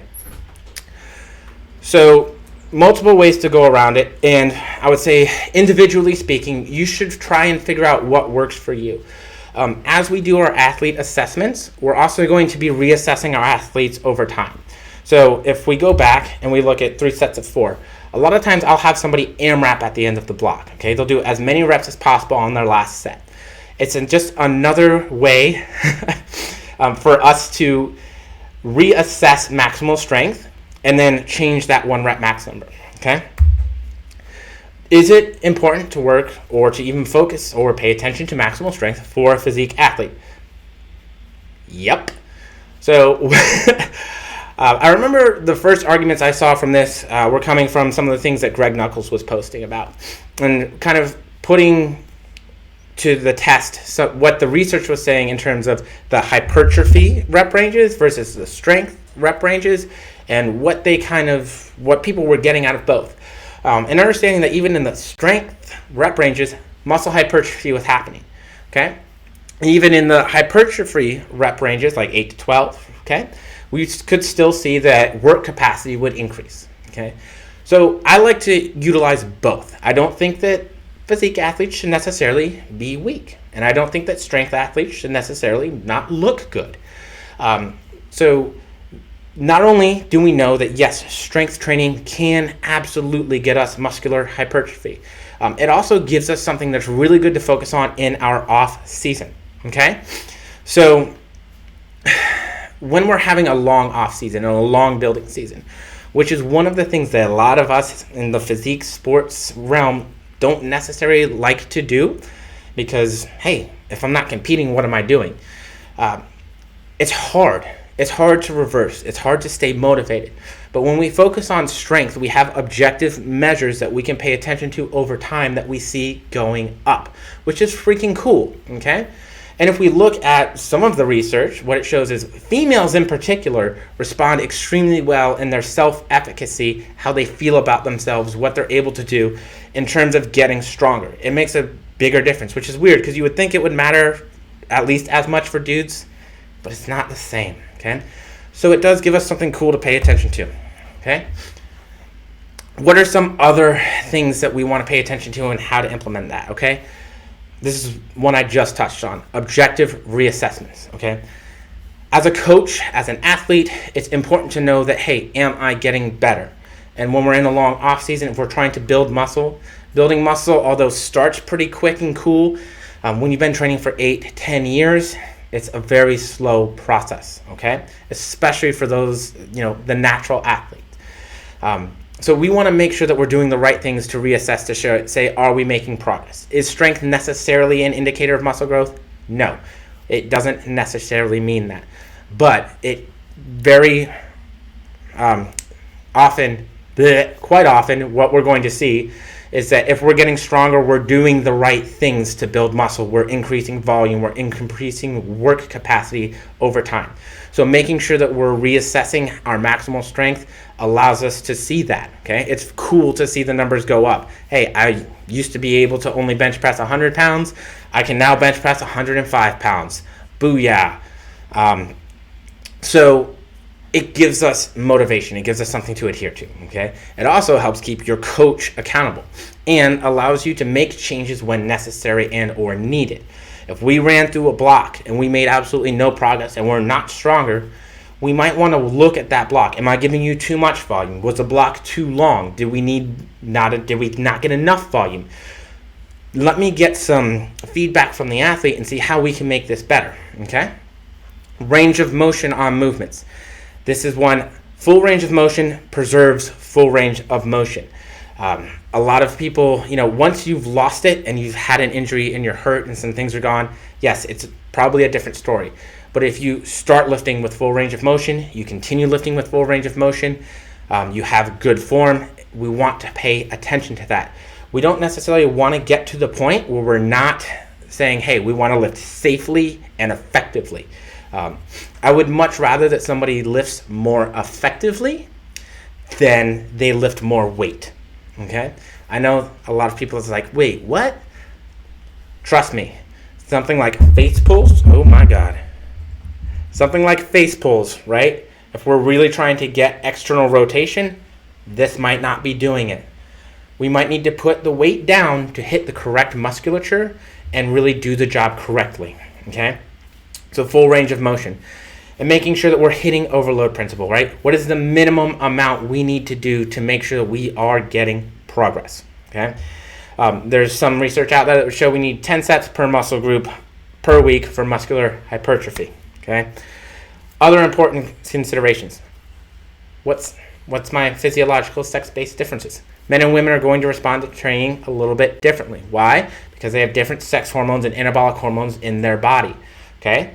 So we want to just keep that in mind and understand that we might need to do things a little bit differently between sexes. Diminishing returns on volumes. This is where we go back to, yes, volume is king, but too much volume will kill you. we still need to manage volume appropriately. Utilizing all those things, occlusion training, variable resistance training, deloads, are how we're going to manage volume in a way to where we can still stay healthy, train hard, and make progress over time. Intensity of effort, mind-muscle connection, okay? This is the study I was talking about where they looked at the two people or two groups of individuals squatting, ones that were just going through the motions and others that were actually really trying to contract their muscles as hard as possible during the motion.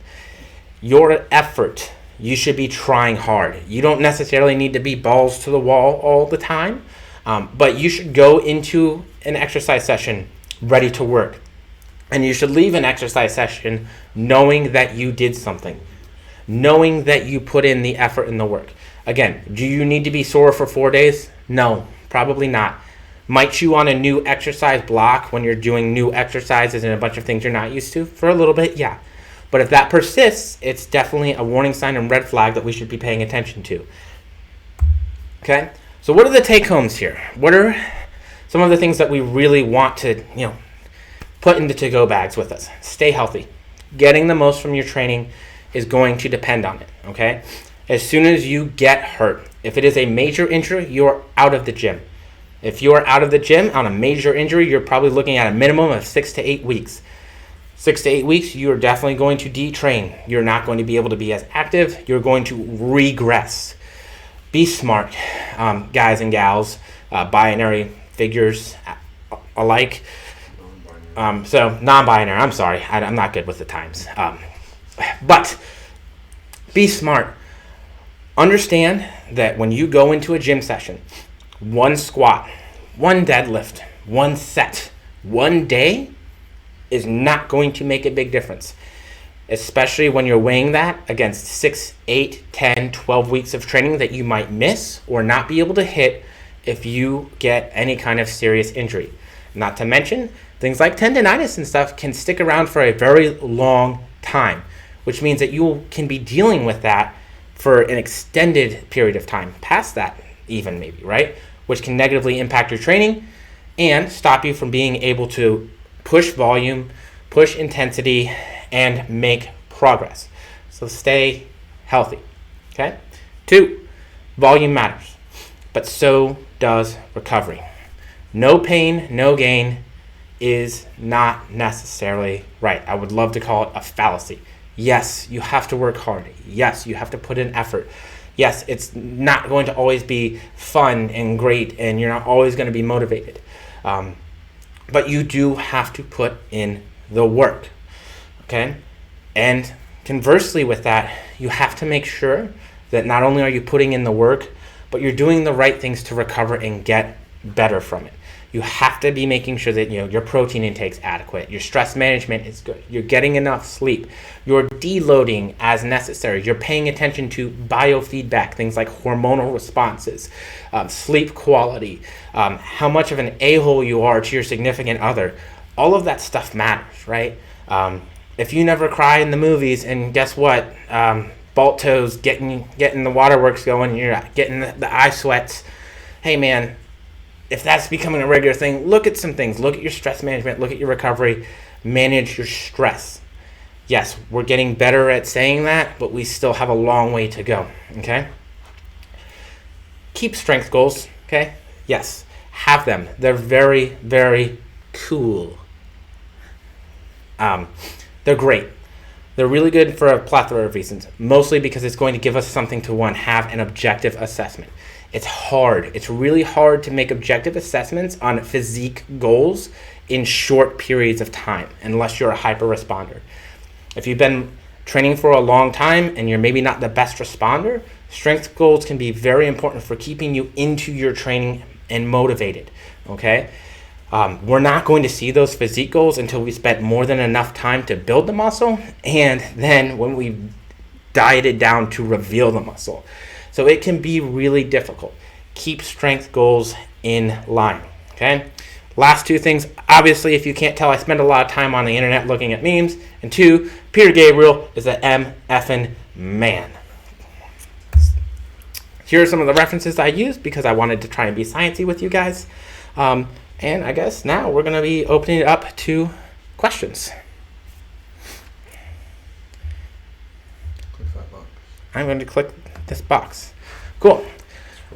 So, I like this one. Is it possible to avoid loose skin while building muscle? So loose skin is going to typically be the reason it's going to be coming from us losing body fat. If we've had so much muscle to where we're pushing out, we literally have to lose muscle to have loose skin. So unfortunately, a lot of us, there's not much we can do about the loose skin. And I have competitors that have dealt with this on stage as well, and it can, as a physique athlete, work against you because it looks sometimes like you're not quite as lean as you are if you have loose skin. The hard truth of that is it's going to be an elective surgery. Most insurances aren't going to cover that. But it's something that, again, when we look at athlete assessment and setting realistic expectations, we know that could work against us. So we want to be aware of it, yes. If we build muscle, it will help. Depending on your age, skin elasticity can come back and it can tighten back up over time. However, for a lot of people that have really lost a significant amount of body weight, loose skin is going to be just a realistic long-term thing that we're going to have to be aware of. Okay. So, Iffy. Coach. I don't want to do front squats. Yes. No, you did not miss Paul. Okay, he's up next. Okay. Thanks, Jason. I'm glad you think I'm a cool guy. I'm the coolest. Okay, so... they're having a whole conversation here. Look, you guys don't even need me. Okay. So what might be the reason that a woman gets bulky on a beginner's weight training program even though they're not lifting heavy? Instead of losing inches while dieting, some parts are increasing in size. Joy, that's an awesome question. So if you've never lifted before, you haven't been active, or you've had a very long period of inactivity prior to getting back into this weight training program, you're probably just responding really, really well to it, which means you're building muscle or reactivating muscle at a much quicker rate than somebody like me. So I know it can kind of be a real get into your head thing where you say, oh man, my weight's not changing, but my measurements are changing and I'm getting way stronger and all these cool, we want to focus on the positive things. Some of the big positive parts about building muscle and building muscle more quickly, maybe in your particular case, is that muscle is what we call a metabolically active tissue.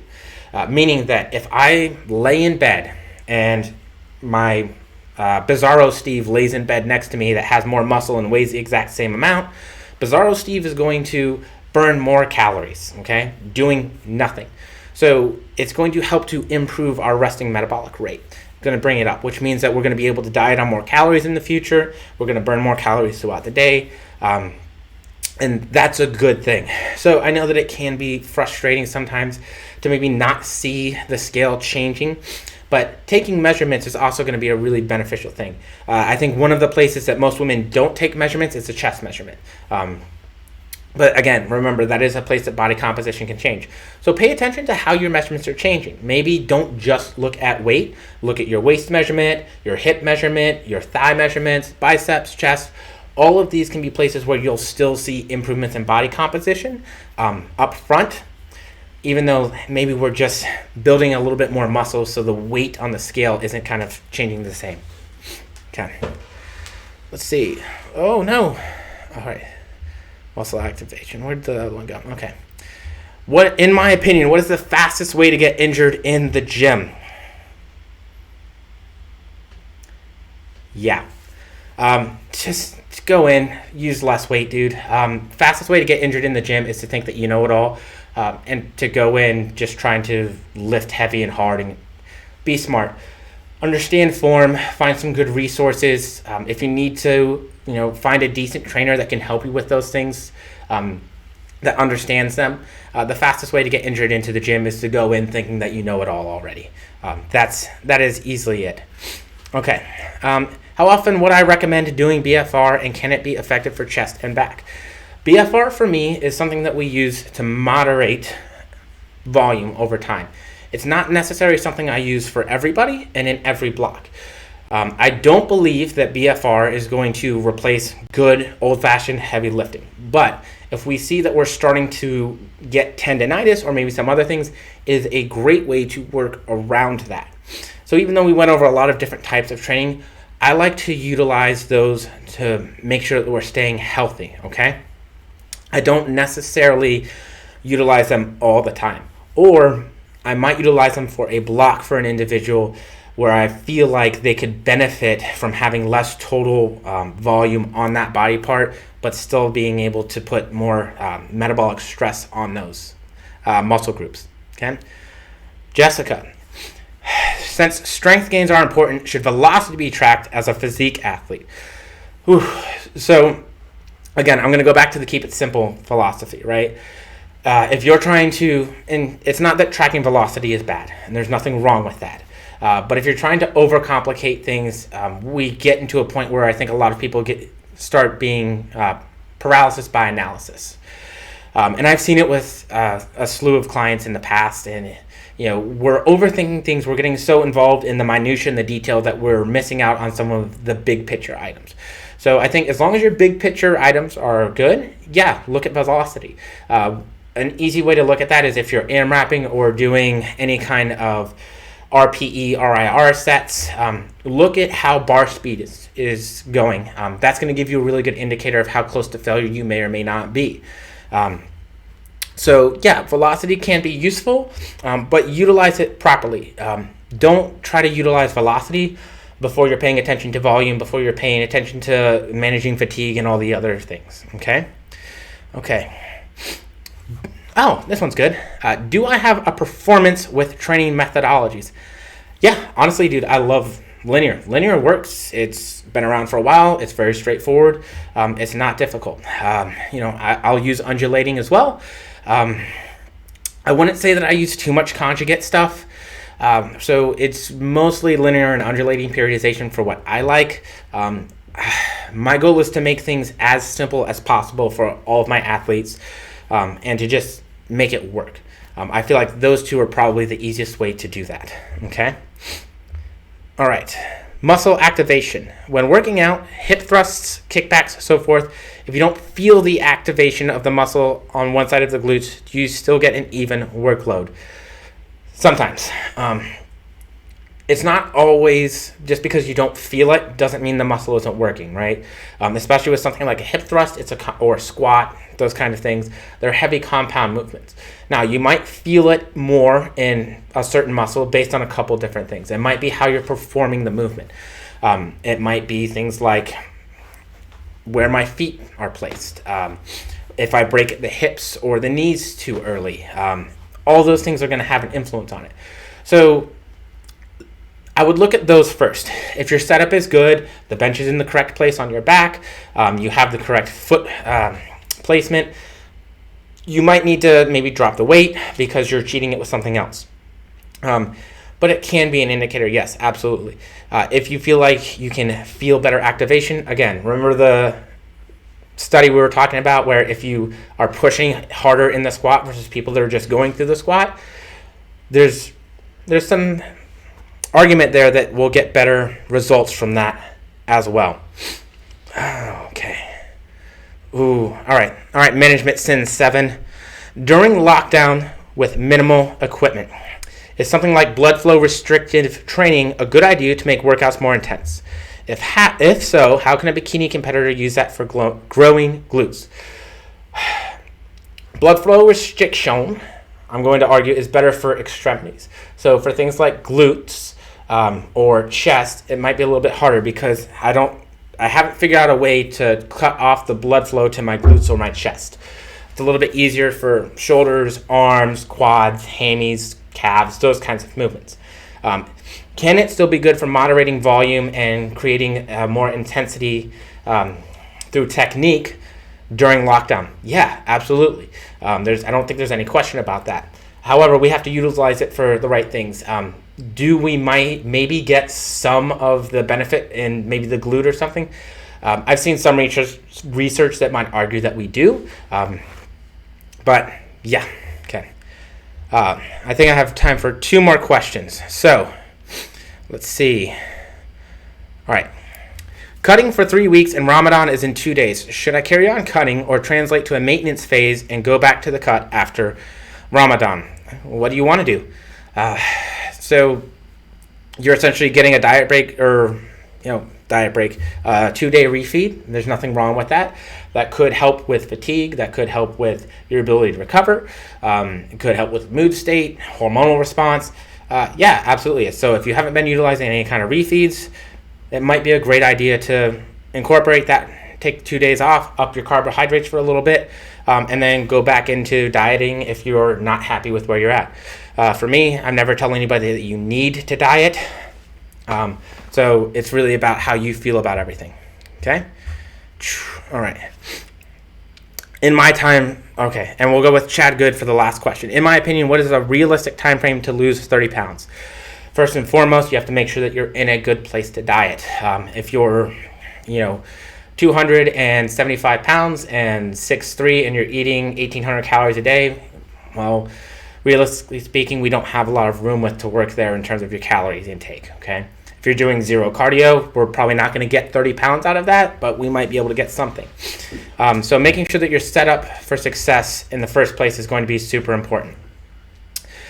Typically, what you're looking at is 1 to 2% of your body weight per week in terms of loss. So it can be a little bit quicker if you're closer to 300 pounds than if you're closer to 200 pounds. And it's going to be slower if you're closer to 100 pounds because 1 to 2% is going to be a different amount of weight there. So making sure that we're aware of that and then planning ahead. Now, also, you're going to want to make sure that if you want to plan for diet breaks, if you want to plan for refeeds, plateaus, any kind of sticking points, those are all going to be things that you want to consider. Typically, if you plan to lose 1 pound per week during a dieting phase, you're probably in a pretty safe spot. So, cool. And I guess that's it for me. So I think Paul's up next. I'm going to go get geeked out on coffee, y'all. That was a terrible use of the fake stairs. What's going on, guys? Oh my gosh, thank you guys so much for tuning in. I am overjoyed with how many people have been on the live stream and commenting, and this is the first time we've done something like this, so I'm really looking forward to feedback, doing it better, involving the other coaches. We have 11 coaches now at Pro Physique, and so we have a lot of amazing resources. We're opening a gym, so this is just going to be a regular occurrence. I think we're looking for the positives in all this stuff, and this is something that I think is going to come out positive. I never would have figured out how to live stream a video if I wasn't forced to do it. I love doing things in person. For anyone that knows, I love learning in person. I'd prefer to go to class than online. I'd love to be at a seminar and meet people than to talk to them on the phone. So these are the things I love. So my discussion today is, what's up, Dustin? You made it just in time. So my discussion is on stubborn fat loss. So, basically what we're doing here is we're discussing things from the perspective of a physique athlete, but these things will apply to anybody that's got an interest in whether that's setting up macros or a meal plan like Kait discussed, or as Steven was discussing, optimizing your muscle building and strength goals, just like that. Fat loss strategies, I specifically at this point in my career coach competitors, but the same principles still apply. Competitors just usually apply those principles better, because they're going to get on stage in a bikini or in board shorts or in posing trunks for some divisions, right? So, let's go ahead and start this sucker. Start slideshow. All right, so you don't need to see Natalie. So this is Advanced Stubborn Fat Loss Strategies.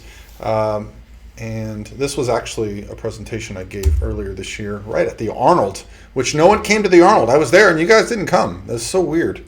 Hopefully there's nothing I said. So you guys know who I am. This is a slide I usually discuss with people when I'm doing a seminar, and there's going to be a lot of people there that aren't familiar with me. But I'm assuming if you're tuned into my YouTube channel, we're good to go. So let's talk about fat loss and why does it stall. Just as a reminder, all questions I'm going to answer at the end of this. I might even have the other coaches come up so we can do like a Q&A with everybody, a final little answer session.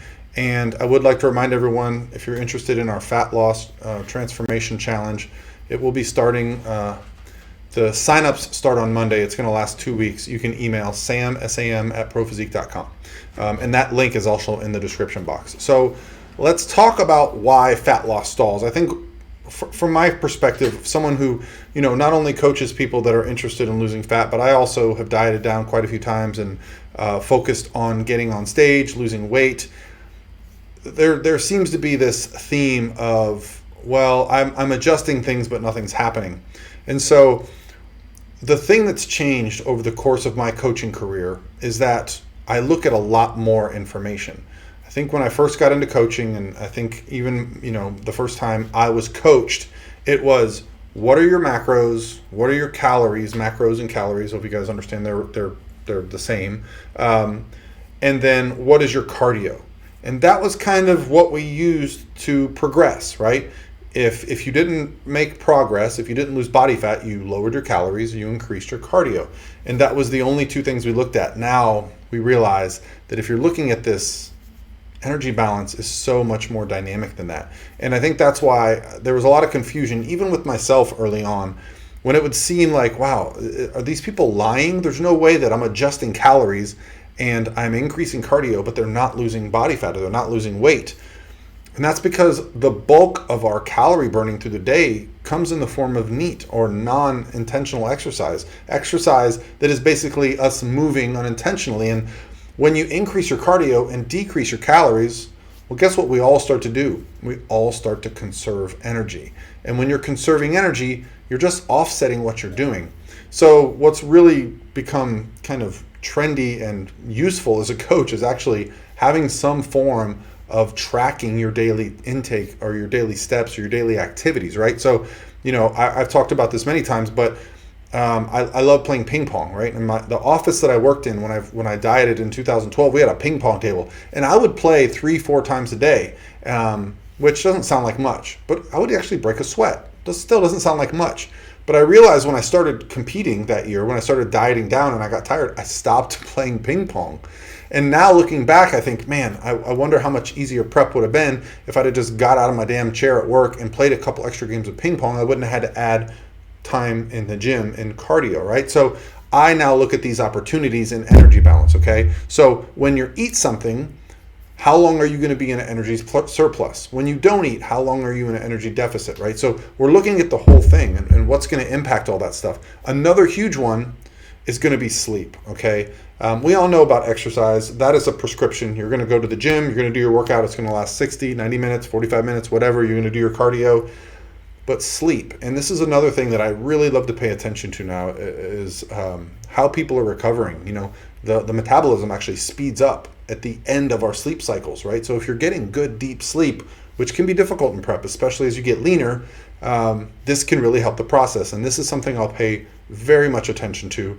Often ask it every week of my clients. How's your sleep going, right? So why weight loss stalls is generally because the overall picture, okay, something is out of balance. So let's dig into that a little bit. Calories. We all know what calories are in the form of energy that we take in. Our body either stores that as body fat or uses it as fuel or recovers some tissues, right? So a lot of times people will focus on, are we either burning calories or burning fat, or are we storing fat? Well, we're always doing both. Our body is always storing body fat. It is always breaking down body fat for fuel, okay? So what really matters is that 24-hour, 48-hour, 72-hour energy balance, okay? That's what's going to determine what happens. So I don't like to get too hung up on the method that people are going to get lean with, okay? If you enjoy time-restricted feeding, if you enjoy fasted, that's great. But ultimately, it's still going to matter what's going on with that energy balance. So let's talk a little bit about the value of some protein.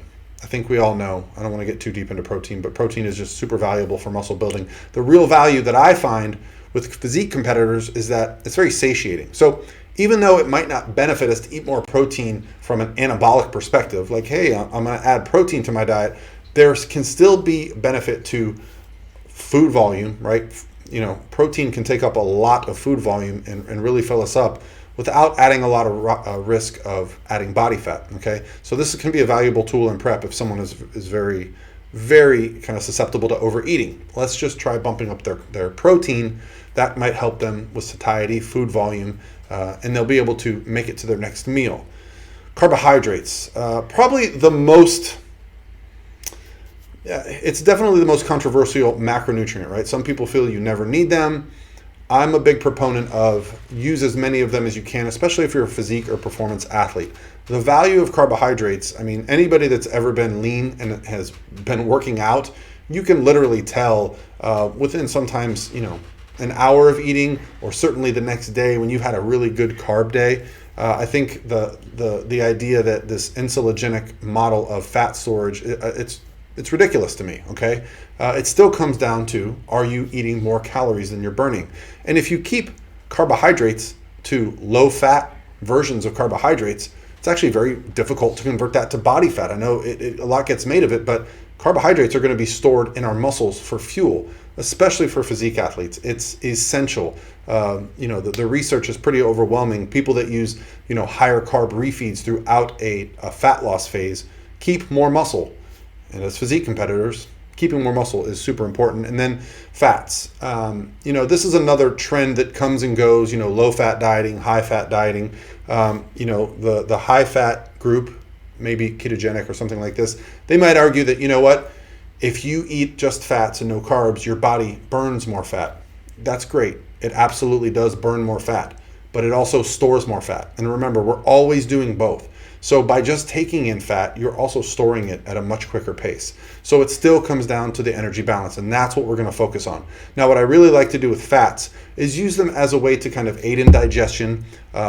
Sometimes I use them as a way to restrict the diet. If I feel like a client might not be adhering to the plan, sometimes high fats allow us a little bit of extra freedom, right? When you have high fats, you get more food variety. When you pull fats out of a diet, when fats get down to 45, 40, 35 grams in a day, you have to be very particular about your food sources.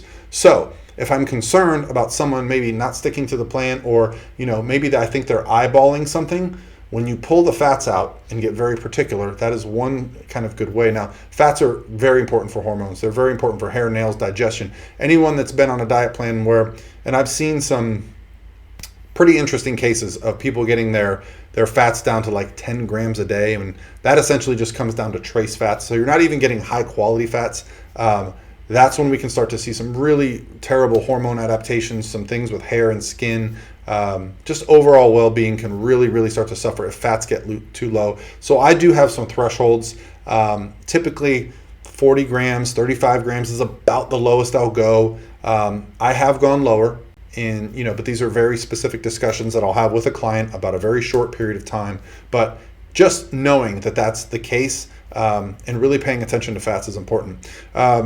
Net carbs is something that I think a lot of us have heard this term, and net carbs is very useful if you're worried about your blood sugar. If you're diabetic, net carbs is basically what's going to impact your blood sugar numbers. Okay, so they're still digested, and you still actually get those carbohydrates. Okay, so don't subtract net carbs from your carbohydrates. That is not how I coach. I like to keep everyone just using their total carbohydrate numbers, including net carbs. Net carbs might be useful for you if you find that sometimes when you eat like too much sugar, you actually increase your hunger. So you might want to use a product that allows you to keep your blood sugar from doing something like that. And then sweeteners. That's probably the drinking your calories is probably the first thing that I learned when I started dieting. Using zero calorie items has really been helpful. I think the trend got kind of overwhelming with artificial sweeteners for a while, to the point where we were constantly eating things that were sweetened. Kait talked a lot about flexible dieting and IFYM, and I think there was a trend there with a lot of people saying, how much ice cream can I fit in my day, and things like Halo Top. And I found when I started getting too many artificial sweeteners, it messed with my digestion. And so this is where the meal plan proponents would say, see, meal plans are better. But ultimately, you can fit some things in with artificial sweeteners. You just got to learn your thresholds. You got to learn what works for you. And ultimately, as long as you're digesting and you feel good, I'm all for fitting some things in. But during contest prep and being a physique athlete, you have to ask yourself, what's the benefit? Is it actually benefiting me, or am I just trying to play both sides?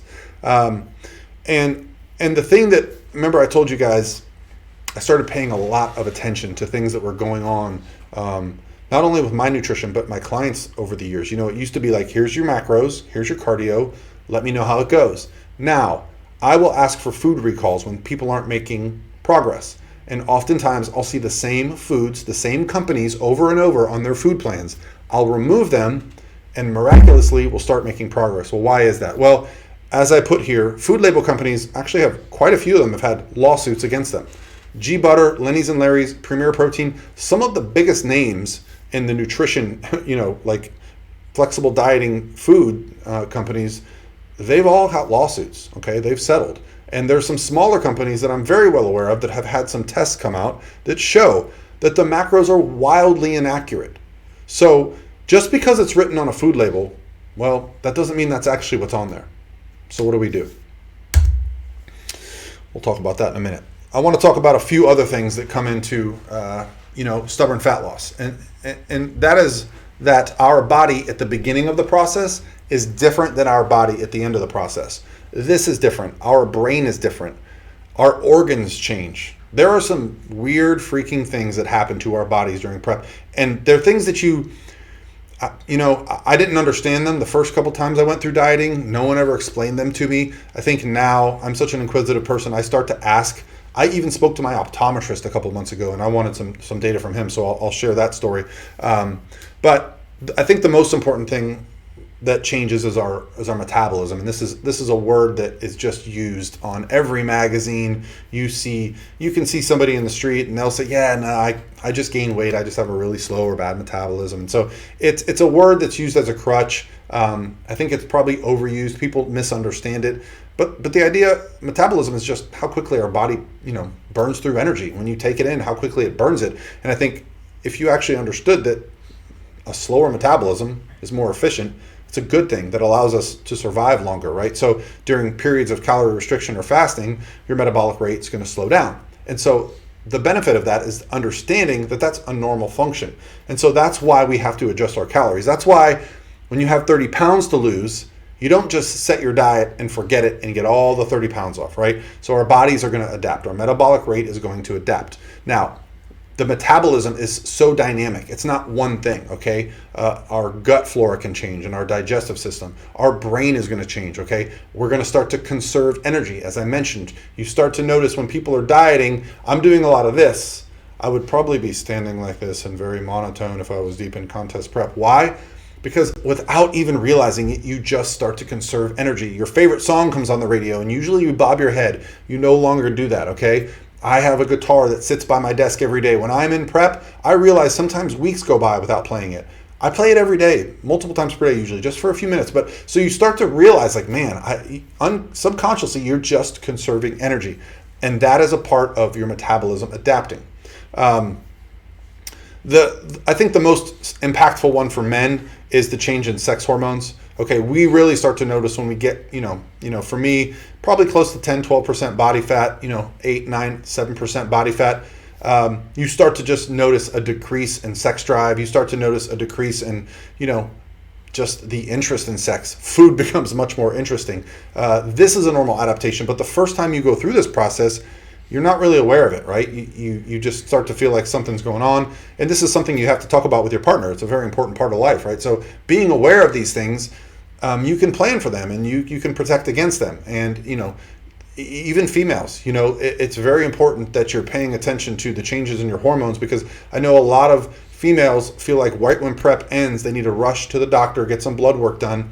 I can promise you, based on all the case studies that we've seen, it's going to look bad. It's going to look terrible to a general practitioner. And I'm not saying you shouldn't go, but everything that I've seen shows that if you come out of a diet the right way and allow your body to restore, things are going to get much better. You're going to feel much better given amount of time, okay? So these are just normal adaptations. So let's talk a little bit like leptin and ghrelin. Leptin is in our fat cells. So when we have less fat cells, well, we still have the same amount of fat cells, but when the fat cells aren't functioning anymore, leptin's not available. So that means our appetite is always going to be present. Everyone knows when you're dieting, you're trying to lose body fat, hunger is going to be present. Well, that's part of the reason. Leptin is what makes us feel full. Well, your fat cells are no longer functioning. They're screaming for more food. They want to be restored. So decreasing our fat cells, getting shredded, means hunger is going to be elevated. This is part of the psychology of dieting. Most people, myself included, look forward to being hungry in prep. It's a part of the process where we go, you know what? I'm hungry. Yep, it's working. I almost associate being hungry with fat coming off my body, right? Just getting leaner. So it's something that we start to associate with that. And the same thing with ghrelin. Ghrelin stimulates our appetite. Well, guess what's going to be more present when we get leaner? So now not only is leptin not there, but ghrelin's always there, right? So these numbers start to play with us, and this is our body adapting to the process. This is our body basically saying, we want you, it wants us to put on more body fat. And the reason I like talking about these things is once you understand them, it makes more sense. You can use your brain a little bit better and say, okay, this is why I'm doing this. This is a normal feeling. Luckily for me, my first coach was able to explain these things to me. He was an evidence-based coach. I didn't get an answer that just said, just suck it up, Buttercup. This is how the champions do it. I always wanted to understand the reasoning. And I think the last hormone that I really pay attention to, and not with blood tests, but cortisol is something that has come to my attention in the last couple of years as something that really, really, really can prevent us and make fat loss very, very difficult.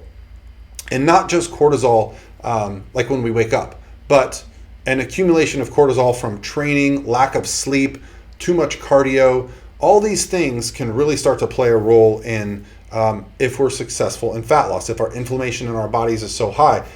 And like I told you before, when I first started coaching and first started competing, all that matters was macros and cardio, right? That's it. What are your macros? What are your cardio? I didn't ask people how they were sleeping. I didn't ask people how they were recovering. Sometimes giving people just a couple days off from the gym and saying, hey, I want you to really take a nap. I want you to sleep in. Some amazing things can happen. We're capable of adapting to anything. Look at us, a month ago, everyone was freaking out over this. Now we're all adapted to living at home. I'm streaming from the freaking internet at my house. Never done this before. We can adapt to anything. We can adapt to super low calorie diets, tons of cardio. Our mental capacity, our bodies we're capable of amazing things. And competitors, I've seen them do things that if you wrote it down on paper, you'd think nobody could do that. The people in prison wouldn't survive on that much activity and that low of calories, right? So we can push ourselves amazingly.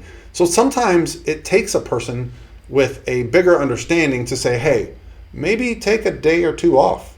And I promise you, this is something that as a coach, it's often my job to kind of pull people back from themselves, to kind of force them to not be grinding all the time. And it's amazing because I know when you're stalled, right? And you feel like it's a stubborn phase of fat loss and you're stuck. You want to do more. All right. If it's not happening on an hour and a half of cardio, let's go to 2 hours. Hold up. Sometimes that's not the right answer. Kate raised her hand.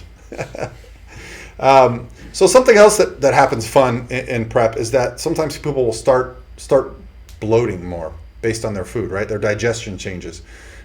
This is the fun of prep where actually your digestive system says, well, you know what? We're not getting enough calories. We're going to slow things down a bit, right? It'll actually start extracting more calories from the same food. It will stay with you longer. The favorite one is that we don't poop as frequently. We'll talk about that in a little bit. But this can also mean if you're eating foods that are not very soluble, that are very tough to break down, they're going to cause bloating. And I actually don't have a problem with this in prep. If you want to eat some high volume foods, you just have to be aware of it because when there's bloating, sometimes there's fluid retention. That can mean when you get on the scale and look down, oh man, there's nothing happening. The scale's not moving. But it could just be a temporary issue with bloating. So, the one time we really want to avoid bloating is when we're getting on stage. And that's when we need to really pay attention to our food sources. Or say you have a photo shoot or you got a hot date this weekend and you don't want to go home with gas belly, right? So you got to make sure that the foods you're eating are agreeing with you. And that can change through prep.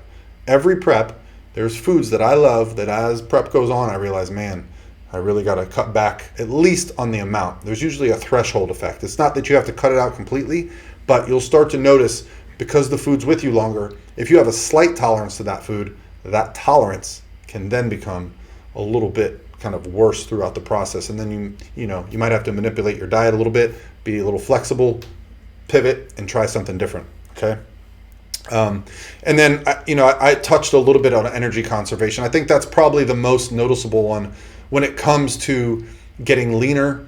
For myself, people will tell me like, you just seem like you have low energy, and I'll feel like I'm doing good, but you just realize that you just start finding ways to move less, right? You get better at doing less. Okay, you get better at, I'm going to go get my work done so I can sit on the couch. I'm going to go get my work done so I can do this. I start actually planning my day around pockets of being very active, right? So I'll get a bunch of stuff done so I can go sit still. So energy conservation is not just a physical thing. It's subconscious. Our body and our mind start working in concert together to make sure that we get through this like very rough period. Hey, would you mind getting me a soda? Throat's a little scratch, guys, a little scratch. My man Stevie's gonna get me a drink. So I'd say in the last 3 to 4 years, the greatest revelation in coaching for me has been this. And when it comes to stubborn fat loss, all fat loss is stubborn. It's who here? Raise your hand, guys. Fat loss is difficult no matter what. So stubborn fat loss, to me, it's kind of like an oxymoron. It's all stubborn. It's fat. It's going to be stubborn. I don't really think that there's some magical stubborn fat loss protocol out there. Like, this is what you need to do to get through it. I think you need to pay attention to all the signs. You need to pay attention to your NEAT, to your diet, and we're going to get a little bit more detailed on that in a minute. But, there's some things that we can do, and I'm going to give you an exact plan of how to make sure that stubborn fat loss isn't a thing for you. It's just fat loss. We're just going to get through this. And diet breaking came into the picture a few years ago. Maybe 2014, 15 for me, when I was in Australia with Eric Helms, and we started talking about multiple day refeeds. And I brought up this idea of noticing that when I competed and a lot of my competitors competed, they would actually lose weight during peak week. Well, if you look at the makeup of a peaking plan, the way I do them is calories go up, cardio comes down. All of a sudden start dropping weight. And then you're like, man, why didn't I start doing this earlier in prep? Well, it took me a few years to actually start correlating those two and go, well, if adding calories and dropping cardio works during peak week to actually get us leaner, why don't we do it before peak week? Because I noticed myself and my clients that had multiple shows, 2, 3, 4 shows, they would just keep getting leaner. They would keep eating more, doing less cardio. And there was just something going on there. So when the diet break study came up, the Matador study I think it was maybe 2 years ago, I had already been using the diet break approach, not the way they mentioned it, which was a full 2 weeks. But a diet break for me can be 2, 3, 4, typically 7 days is what I consider a diet break. But, a multiple day refeed can have a profound effect. So when should you do them? This is the most difficult part. I now try to schedule my competitors' preps a bit longer, another week or 2, so that we can make sure we include at least one diet break. Because it's very difficult to have a diet break for a physique competitor when we're very close to stage and we feel behind. Even if it's the best thing, most competitors are going to opt for, no, I want to push harder. Now, I'm a coach that believes very much in listening to the client before I make a decision. And if someone is steadfast on not wanting to take a diet break, I'm probably not going to do it. Because if they can push through, they're probably going to get results, right? But so many of my clients now buy into this philosophy because I've talked about it, I've seen the results, I've seen the benefits. So I actually get a lot of buy-in on this. When would I do it with a lifestyle person versus a competitor? For a lifestyle person, it basically just comes down to, I'm getting some feedback that, adherence is off. They might have an event coming up. They need a little break from the process. That's a really good time for a lifestyle person. It can really extend the success, and that's really what the Matador study showed, was that they were able to improve the process of dieting and the post-diet rebound by doing these diet breaks. So for a lifestyle client, the most important thing with the diet break is actually, it's not a break from dieting. It's not a break from tracking calories or, doing anything. It's not just like a free-for-all. That's the real power that I see. With the competitor, what I start to look for from a competitor is feedback of fatigue. Maybe we've made an adjustment or two, and I believe they're actually making adjustments. And there's nothing happening. A lot of stress. Coach, I'm stressed. I'm changing jobs. I'm moving. Wedding planning. And so I look at this as an opportunity to go, hey, let's pull back for a week, cut your cardio, bring the calories up a bit. Because they're a competitor with a date in mind, a show date coming up, I know they're going to be on their plan. I'm not worried about them, going, screw it, it's a diet break, I'm going to go get a pizza. They're still getting on stage in 3, 4, 5, 6 weeks, whatever it is, right? So I know they're going to adhere. So what I do is I bring their calories up to their current maintenance. And before you ask, what's their current maintenance? Well, it's usually going to be the calories that I set for a refeed day. I'm also going to cut their cardio straight in half, okay? And that's perhaps the more scary part for the competitor because they're so used to doing all this cardio. But if someone's doing an hour and you cut them down to 30 minutes is still a considerable amount of time to be doing cardio. Now, I prefer low intensity steady state. So if someone is doing a lot of low intensity steady state, even doing half of that is still going to have a significant impact on digestion and just making sure that they're moving and they're still doing well. So where do I see the real benefit with the diet break?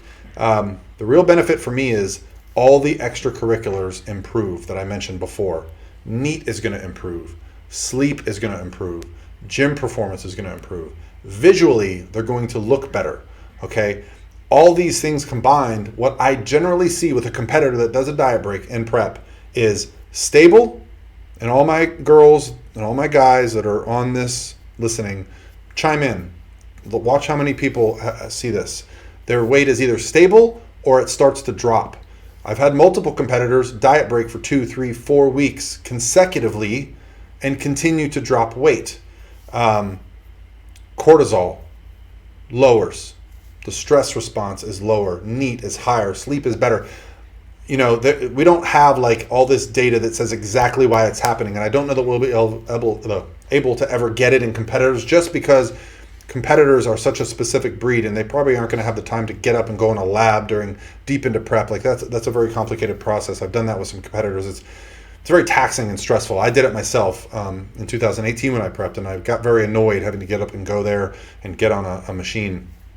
But the impact of a diet break is so profound that not only does it make you look better and feel better in prep, I've also noticed a direct correlation with people coming out of prep. Their season is over. They don't have nearly the urge to eat. They don't feel the need to overconsume. They have more energy, so they keep up with their cardio. They still have fun in the gym. They start getting stronger quicker, right? Prep is still hard, but I've just noticed a profound benefit from diet breaks, okay? So whether you are a competitor or whether you're a lifestyle person, this might be, this might be the greatest tool in our toolbox of stubborn fat loss that there is, that's come along in a long time. I think when I first got into dieting and competing, refeeds were a big deal. And a lot of coaches were like, no, you don't have a refeed in prep. That's a terrible idea. I got lucky. My first coach was a big proponent of refeeds, and I certainly noticed that they benefited me during prep. And in 2018, I coached myself along with Dr. Joe. I did multiple diet breaks during that prep. When I felt like there was a week that was going to be stressful for me with travel, with work, with going to shows, I said, you know what? This is going to be a week where I'm just going to maintain. And it was the easiest I ever got lean, the easiest I ever stayed lean, and the longest I stayed lean ever coming out of a show. In fact, I got to a point where I said, man, I need to actually start eating more, which had never happened to me before. So yeah, diet breaks for stubborn fat loss, which I said, that's not a thing. It's just fat loss that we haven't figured out the method to get it off, okay? You don't need some magical protocol. You just need to look at the big picture and see what's going on. And then plug in the solution, okay? So this is what happens after the diet break, right, guys? So you look at me in the one picture, I'm flat and stringy. Look at me in the next picture, I'm filled out. And you just start to feel better. You just start to notice you sleep better, and you get excited about the process again. So the real important thing here with a post-diet break period is that you have enough time before stage to get to your next goal, okay? And then you can actually increase the frequency. That's been a big one. All right, strategies.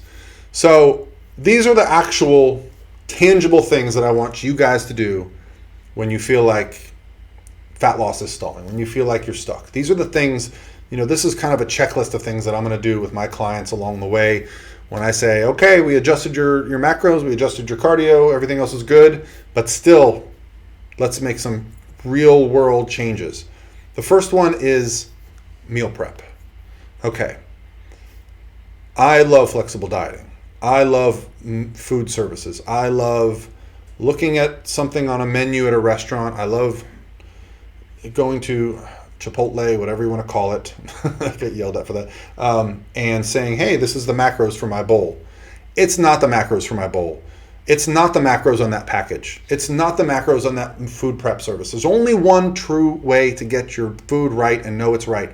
Buy it yourself, cook it yourself, prep it yourself, put it in the fridge, weigh it. That's it.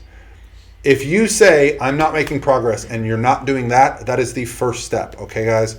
When things matter to you, prep your own food. If you want to be a bodybuilder, a physique competitor, that is a part of it. It's not just going in the gym, grunting and lifting some weights, okay? It's a lifestyle that we have to educate ourselves on how to prepare food. And it sucks. It's a pain in the ass for a lot of people. But I promise you, it's just like anything else. Once you go through that process, you actually start to enjoy it, And the fun thing is, once you start prepping your own meals, well, now you know what you're getting, and you know what you're adjusting things, that you're actually making adjustments, okay? You're not just assuming that the guy that made your food at the restaurant is going by what his website's macros say, because he's not. He doesn't care about your goals, right? The next one is the step tracker, which I touched on a little bit earlier, but keeping step tracking going. Now, I don't believe that okay, it says I took 8,000 steps, I took 8,000 steps. What I think is it's a representation of how much you've been moving that day, right? So if you're wearing a Fitbit or your watch and you usually get 10,000 steps and it says you got 3,000, well, your ass has been sitting around a lot more, right? So you just need to get up and go move. If you need to set a reminder, just get up and move. If you need, before you go to bed, before you get up, start working, just start walking more. If you realize you're starting to do that thing where we conserve energy, this is a great time to actually use a step tracker. A lot of my clients now will actually say, this is my average steps per day, this is my cardio, this is my calories, this is my sleep. So we're actually looking at the whole picture. And when someone says, Coach, I didn't drop this week, but my average steps were down by 5,000, then we can have some real data on okay, well, maybe what did you notice was different? Oh, I had a project at work. I was stuck in front of my desk a lot more. Well, there we go. In the past, I would have just said, that's it, cut your calories. But we can actually instead say, well, maybe at work, take a break and go for a 15-minute walk. Is that something you can do? So I think the most common stubborn fat loss protocols that I saw when I first got into the sport were around cardio styles, right? This certain type of cardio is going to be magic for fat loss. It's going to get the stubborn body fat off you. And I loved, I bought into it. And if you buy into it, probably going to work. So I did a lot of HIIT cardio. And I actually enjoy HIIT cardio. I'm a sadist. I love the idea of going in the gym, beating myself up, the idea of pushing myself very hard. But the idea of high intensity cardio, over time, I just started realizing some of the adaptations that I was having to that HIIT cardio were negatively impacting the things outside the gym, right? The things outside the process of getting on stage. And in fact, I thought in 2018, I'm going to diet for a whole year and not do one session of HIIT cardio. And as I said, I got the leanest I've ever got, the easiest I've ever got there, maintained it easier. And so for me, high intensity interval training, true HIIT cardio. Now, when I tell you I was doing HIIT cardio, I was literally sprinting life or death, okay, for 15 seconds to 20 seconds, sometimes on a track, sometimes on a bike. But I promise you, after 5 to 7 of those sprints, I could not get up off the floor for 5 to 10 minutes, okay? So I was doing that 2 to 3 times a week. It started to really have a negative impact on, talk about conserving energy. So I would do those HIIT sessions. Like I said, I would just lay there. But then I would go home and shower and just lay on the couch. I remember my wife and I would go do HIIT cardio on Sunday morning, and that was it. I would go run hill sprints with her, come home, shower. That was my Sunday. Well, what if I had just done 30 minutes of steady state cardio and we'd have gone to a dog park, hung out all day? What if I'd have kept my NEAT up? Maybe that would have offset the calories that I would have burned just by laying on my couch all day because I was exhausted from HIIT cardio. So in my mind, it's all about doing what you enjoy, but also blending it with getting the most bang for your buck. HIIT cardio is also, one of the things that I've seen with it is you get injury prone. Anytime you're doing something that explosive, right? And I'm talking about sprinting up a hill or pushing a prowler or something like this. That's a very explosive movement. I strained a hamstring in a prep and I had to stop doing, deadlifts. Well, that's going to have a negative impact on how I look on stage, right? So I started looking at that as a negative. And so for my physique athletes, I really prefer finding a low to moderate intensity steady state cardio. We can maintain a good level where we're breathing heavy, but also when we're done, we're not exhausted. Now the difference here is that it's gonna require a little bit more time, but the benefit is, you can do it first thing in the morning before you eat. You can do it right before you go to bed. You can do it any time in the day, and it's generally not going to wear you out so much that it's so exhausting. So finding time to do low intensity steady state, you can be on the phone, things like this. If you guys followed me last year, I coached Brian DaCosta to stage. He literally prepped and did no traditional cardio. He walked at his desk. He got a little treadmill for his desk, and he would work while he was walking. Never had to do cardio, and his calories stayed really high. Now he's a genetic freak, so I'm not going to use him as the litmus. I've never had anyone else do that, but he wanted to try it. So time limiting is really the only issue. So let's talk about fasted versus fed state cardio. I'm just going to give my short spiel because I talk about this all the time. Yes, I love fasted cardio. No, it is not better than fed state cardio for burning fat. It is better because if I get up at 5 a.m. and I do a cardio session, I don't want to eat anything. I'd rather save my calories for later in the day. So fasted cardio is a great way to just get up, get moving, get some things going.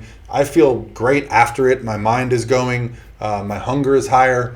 I'll even do some fasted cardio when I'm not in prep just because it helps me get my day going. I feel like, okay, I do 15 minutes, break a little sweat, off to work instead of just coming in here like a zombie, right? So the whole idea with cardio is fasted, wonderful. Fed, wonderful. As long as everything else is the same, do what works best for your schedule. I know a lot of people love to do fasted cardio just because of the freedom of just getting up and going. Personally, there's the only reason for me not to do it is to get up and go put my shoes on. If I had to get up and cook before I did my cardio, I'd probably skip a lot of sessions. All right, guys. So the whole idea with stubborn fat loss protocols and approaches is that we just have to continue to understand the dynamic changes that are going to happen to energy balance throughout this process, right? It's so many people send me questions and ask me like, hey, these are my calories. I adjusted them this. Why am I not losing body fat? It's all about energy balance, guys. Okay. It's not, there's not some secret formula. Yes, other things come into play. But generally, if you can look at the whole big picture, if you can make sure that your sleep is good, if you're making your own food and your calories are set, we're gonna get that stubborn fat off. So what I like to do now is I'm gonna answer a few questions for you guys, and then I'm gonna bring the other coaches back up and we can answer a bunch of questions. So yeah, go ahead, shoot your questions, guys, and I'm gonna sip my Coke Zero. I can't thank you guys enough for tuning in for the last 2.5 hours. We'll do another one of these. We're gonna get some feedback, see what you guys like, don't like, and we'll do some more of these for sure. All right.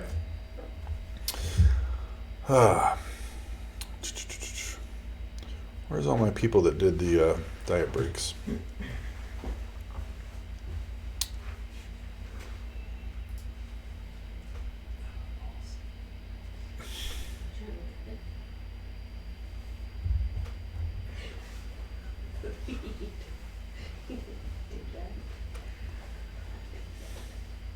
Most accurate way to get your maintenance calories? Great question. What is the most accurate way? Well, it's the way that I get my maintenance calories from my clients. And it's not a calculator. Now, if you want a calculator, if you go to prophysique.com, we have a free calculator on there. You put in a bunch of information. It'll actually give you maintenance, weight loss, calories based on a formula that's based on what it could be. But you are an N of 1. You are a single data point. So the best way to get your maintenance calories is to get an app, MyFitnessPal, MyMacros+, MyNetDiary, whatever one you want, and track for a week. And don't start changing what you eat. If you get up and have an Egg McMuffin every day, have the damn Egg McMuffin. Track your calories for a week. Track your activity for a week. If your weight maintains, I don't care if it goes up 6 pounds and down 4 and up 2 and down 3 and down 2 and up 1. If you maintain over the week and you're having these huge fluctuations with 3,500 calories one day and 2,700 the next, the normal routine for people that don't track their diet, if you eat a lot one day, the next day you're going to be less hungry, right? If you're really active one day, you might be a lot hungrier the next day, right? So you might have these normal hunger signals. But when you track, you're going to get an average of your calories, and that's going to be about your maintenance. That's the best way, guys. It worked wonderful for me. First time I did it, yes, it was a pain in the ass. But if you want to get exceptional results, you got to not be a lazy ass. You got to be accountable to yourself. And it seems so difficult, and it's so not difficult. Back in my day, I had to use Excel spreadsheets. Now they got apps. So, yeah. All right. So, does it matter when you eat your carbs during the day or just your total numbers matter? So, absolutely makes no difference when you eat your carbohydrates if you're looking at the same total number of calories, carbohydrates from day to day. The only time that I really start to pay attention to carbohydrates and timing of that is when it impacts your performance in the gym. So for physique athletes, if you're getting really, really lean, shredded, you are going to notice that you feel better after you eat. So I really start to pay, the closer you get to shredded, the more important meal timing is. Right now, I could eat 2-3 times a day. I'll be just fine. I got a little chub, right? Not that kind. I got a little fat. So I can go a while and be fine without eating. I promise you, the closer I get, when those abs start to come out, my body and my brain are going to need food every few hours during the process, and that's to maintain performance, maintain muscle fullness, muscle recovery. All those things are very important. So for a general population person, if you're eating 150 grams of carbs, it doesn't matter if you get 100 in the morning, 50 at night, 50 in the morning, 100 at night, 150 right before bed, and none the rest of the day. It's going to be just fine as long as your digestion doesn't get messed up by that. As a female, how can I maintain a smaller waist? I don't want to get a bulky waist. Just keep your body fat lower. So I think something I used to do early on is I thought cardio is bad for building muscle. We've all heard the interference effect, the idea that, cardiovascular exercise impairs our ability to be stronger and bigger and muscular. But don't be lazy. Some cardio is still good for you. Actually, now I keep cardio in year round. Helps with body composition, helps with recovery, helps with performance. So the best way is to keep some cardio in. It's great for body composition. There's other things that make us healthy. It's not just muscle. Okay. If someone wanted to do one meal a day, would you recommend adding cinnamon extract for stabilizing blood sugar? Listen, guys, I have no experience with one meal a day. I don't know. If you're going to stabilize, if you're going to have one meal a day, you're honestly going to probably be having so much protein, carbs, and fats in that single meal. I don't see blood sugar being a problem. It's not like you're having one meal a day because the digestion rate of all those foods is affected by the other foods. It's not like you're just taking glucose tabs, right? You're not going to impact your blood sugar that much if you're combining all these food sources. So I don't think you need anything magical there. But I could be wrong. I don't do one meal a day. I can't eat 3,000 calories in one meal. Although I did eat a dozen donuts with Lauren on the podcast. I don't know how many calories that is. All right, so a few more, then I'll get these guys up here. When in a caloric deficit for contest prep, do you favor veggie calories or macros into your dieting plan? We track everything. So the value in tracking your vegetables is that, listen, you can eyeball it a little easier, okay? You can't eyeball bacon. It's too calorie dense. But if you know what a salad looks like and you've weighed it out a couple times, you can probably just start making that salad and not weigh out everything. But if you do it once or twice, it'll just give you an idea where you're at. If it's the off season, you don't have to track your vegetables. I don't want you to create like an eating disorder with veggies. You're like, oh, veggies don't count, and you're eating like, give yourself digestive issues just from that. What if I like cardio, hiking, running? Is this hurting me? Hell no. Just make sure, like you said, you're not getting injured from it. It's not impacting your performance in the gym, and you're eating enough calories to offset that calorie output if the goal is to build muscle. Do what you love. Always, people. That is the number one rule in all this. I fucking love, sorry, I didn't mean to cuss. I freaking love bodybuilding. I love going in the gym, clanging and banging. So that's just what I do. I've tried lots of other things, okay? So find the thing that gets you most jacked to get in and exercise. That's really what's important. What is my opinion on metabolic adaptation? It exists. It's just a part of the process. I mean, it's something. It's a positive. It's a good part of what we do. So, yeah. I mean, it's the reason we have to adjust calories down and adjust calories up. I think there's a window there. Some people are going to be probably a little bit more adaptive. I have some clients that it seems like every week we have to adjust, and some clients it feels like 6, 8, 10 weeks sometimes before we have to make an adjustment. And sometimes that comes down to dieting history. So certainly metabolic adaptation exists. So I don't know what you mean by my opinion on it. Can you eat your maintenance calories and be in a deficit by exercise? Well, to be in a deficit by definition means you're not eating enough. So, I mean, are you saying can you out exercise a bad diet? Just track your diet. I mean, that's really the best way to do it. That's a strange question. Can you eat your maintenance calories and be in a deficit? No, because you're eating maintenance. Your maintenance calories are not static. They change, right? I think maybe that's what you're misunderstanding there. Does tracking macros really matter? So, great question, Alex. This presentation, this seminar is about physique athletes. Absolutely. Macronutrients matter for physique athletes. Why? Because you need to be getting enough protein to build muscle. You need to be getting enough fats for your hormones. You need to be getting enough carbohydrates to enhance your performance, right? Calories are just suitable for lifestyle people, right? But when you start adding in performance, body composition, wanting to build muscle, you do need to be paying attention. I'll have a lot of my people in the off season pay attention to their calories and their protein. You got to keep a minimum of protein, and then once your calories are high enough, you can tinker with just hitting carbs and fats however you want. But I still kind of look at that. All right, guys, come on up. See if we can all fit in here. Doodaloo. We'll answer some of these together. Would you say sprints can also build muscles and be an option? Heck yes. I'll say this. I mean, sprinting is. Don't shut it off, Kate. Sprinting is certainly going to build muscle. Can you get in? Squeeze in there, champ. Wait, I'm getting the back. Here. Yeah, let me get in the back. Yeah, sprints will definitely build muscles. I mean, if you take someone who's not trained and have them just run sprints, they're definitely going to hypertrophy some of those leg muscles.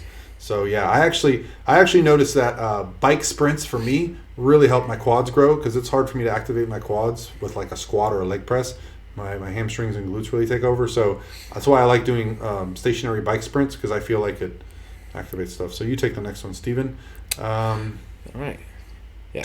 Coming from a coach who has many general population clients, the motivation isn't as high as a competitive athlete. Oh God, scrolling. As high as a competitive athlete, how have you come to help these individuals figure out the best way to diet? It's all about figuring out what works for the individual. So just like training is going to be individually based, your dietary approaches need to be individually based. The best way that we can help lots of general population clients to make things happen is to make it as simple as possible for them. So some of them, they might be just fine doing macros. Some of them, you might need to do something like a total protein and total daily calorie target. So where I want you to hit this much protein, and then your total daily calories need to be this number, which gives them a little bit more ability to work that in. You also maybe want to be a little bit more available to utilizing different types of dietary interventions. Maybe a general population client would do better with something like intermittent fasting. Now, I might not want all of my physique athletes on that, because I'm limiting the amount of times I can hit muscle protein synthesis via nutrition per day if I'm utilizing a small eating window. However, for a general population client, it might not necessarily matter. And then, of course, your interaction with them. I know I myself, and I think pretty much all of us now, are doing a lot of video check-ins with people. The coaching industry is changing. The expectation from client to coach is becoming higher, as it should. And so having something where you see faces, you hear a voice, you're able to hear the inflection of my tone when I say, hey, I know this last week was really tough, but we have the opportunity this week to really knock it out of the park, to kick some ass and to make it happen. all those things can play into that, into helping to motivate them and keep them accountable to those nutritional goals. But definitely, it all starts with making it as simple as possible. The simpler it is, the easier it is, the more attainable the goal, the higher likelihood for success for them. Okay, when cutting, how do you know when to implement a 1-day refeed versus a 2-day refeed? So this is going to depend on where the client's starting point is. So if you are just entering a fat loss phase and you have a significant amount of body fat to lose, you don't need to start with refeeds in the diet. And then as you get leaner, refeeds will be much more beneficial for not only the psychological but the physiological relationship that higher carbs typically have with hormonal balances and cortisol response. So that's going to be variant depending on where the person is. If you have a refeed and you maintain or drop weight, I'll typically add in another one. I like to keep them back to back if that is the response that I'm seeing. And if it continues to either maintain or drop, then I'll typically enter a diet break for 4 to 7 days, depending on where the client is at and how they're continuing to respond with the higher calories. Okay, is metabolic adaptation rate associated with one's genetics? Simply put, the two most important factors are going to be genetics and dieting history. So yeah, everybody, we all have our own individual genetic kind of preference for metabolic rate. But if, you're a female who started dieting at a very young age, maybe Kait, she played basketball, sure she ate like a beast. But, I've had girls come to me as early as, 13, 14 years old and explain to me that they're already restricting calories. I can show you DMs. That worries me because you're already starting to kind of have some adaptations to metabolism at a young age. Young men, I think, I don't think I cared about calories. I just ate whatever I want until I was probably 30, right? So I was probably maximizing my metabolic rate at that time. But as I've dieted, then you change your history. So yes, genetics, very important. Dieting history, the next important. So I'll take the next one. Tell us about your fat loss transformation program. So on Monday, we're going to be sending out the details on how to sign up, what the rules are, the prize money. I think it's $5,000 to the winner. So the whole idea is that it's a transformation program, okay? It's not going to be about how much weight you lose. It's going to involve an essay. The goal is, I've been doing this business. We've had Physique now for almost 10 years. We coach individuals that come to us. We set up phone calls. We talk to our clients. Not everybody can afford that. Not everybody needs that. Some people just want a reason to go kick some ass. We're going to give everybody a reason to do that. The bodybuilding.com transformation challenge years ago was one of my favorite things. So maybe this will turn into something. I love what Christian Guzman does with the summer shredding. And, so it's just a reason for us to help people. We're going to be providing coaching programs. It's not just going to be a transformation challenge. It's actually going to involve coaching. So you're going to get a plan to follow for nutrition, for training. Okay, we're going to have a private Facebook group. And maybe we'll do more. I don't know what it's going to become. The idea is we're trying it out. Okay, we as a company want to do more, and that's why we're doing these things, free seminars, opening up a gym. We got some other stuff in the works I don't want to talk about because once we talk about it, then that's all people ask us about. But the idea is we want to do more. This is our first transformation challenge. And so we're going to learn a lot from it, and I can't wait to see what happens. So you want to take the next one? Can I pick this one? I like this one. Yeah. Cool. So Alyssa, can you keep your muscle mass during prep by lifting at maintenance volume 6 to 8 sets per muscle group per week, which will give you more time to devote to cardio, or should volume remain the same as an off season? So my favorite example of this is Chloe, obviously, because Chloe had whatever reasoning behind it. She went and got a DEXA scan done before we started prep and dieting for her shows last year, and she went and got a DEXA scan done during our peak week for when we were going into our first show, and she actually did not lose any muscle whatsoever. She got stronger in prep. What we did with her training is we didn't change it. We did nothing different. I trained her the exact same that I would have trained her in an off season. Now, most people I don't do this with because injury prevention is my first and foremost concern. However, sometimes with more advanced athletes, you can in fact still allow them the room to utilize how they feel in dropping weights when they need to and being smart for injury prevention. And that's what we did. So on days where she had to, she would change weights, but it gave her something to be accountable to volume. I think what typically happens is we try and either keep volume the same and drop intensity, right? We'll change out rep schemes so that we have higher rep schemes and we have less intensity. But my opinion is that if you want to do the right things to maintain the muscle that you've built during a dieting phase, you should be trying to utilize the same kind of adaptations that it took to build that muscle when you were out of the dieting phase. So Kait, you take this one. And the next one is, can you explain how after a cheat meal, we wake up the next day lighter than the day before, even though we are dieting and ate more calories? So I think that people really underestimate the psychological stress associated with food and dieting overall. So yes, there's a physiological stress that we're inducing with cardio and training, but there's also a psychological stress around meals and timing and food choices and hitting calories and macros and all that stuff. And so sometimes when you incorporate an untracked meal or a free meal or a refeeds, typically what we use, you'll see a drop in the scale, and a lot of that is a cortisol response, a release in water, which when cortisol is high and stress is high, inflammation is typically high, and you're holding more water, and so that release of that stress will result in a drop in the scale. I also think, and this is one of my favorite things to do, sometimes if you've been eating super low fat for a long time, a lot of vitamins are only fat soluble. You notice your digestion is really slow. So you have a cheat meal, maybe higher in fat. It might just speed up your digestion. You might sleep a little bit deeper. Your resting metabolic rate might speed up. You might even notice your thermic effect of food goes up that day. So it can compound. Like she said, less stress. You sleep a little bit deeper. Maybe you sleep an hour longer and less inflammation, and there you go. So, sometimes we call that a whoosh, but usually you'll notice signs of that before the drop. You'll notice some visual changes. In a cutting phase and lost 2.92 pounds, and I'm already pretty lean, more near the 10%. Is it okay to decrease calories now, or should I wait because the scale is not moving so much now? So,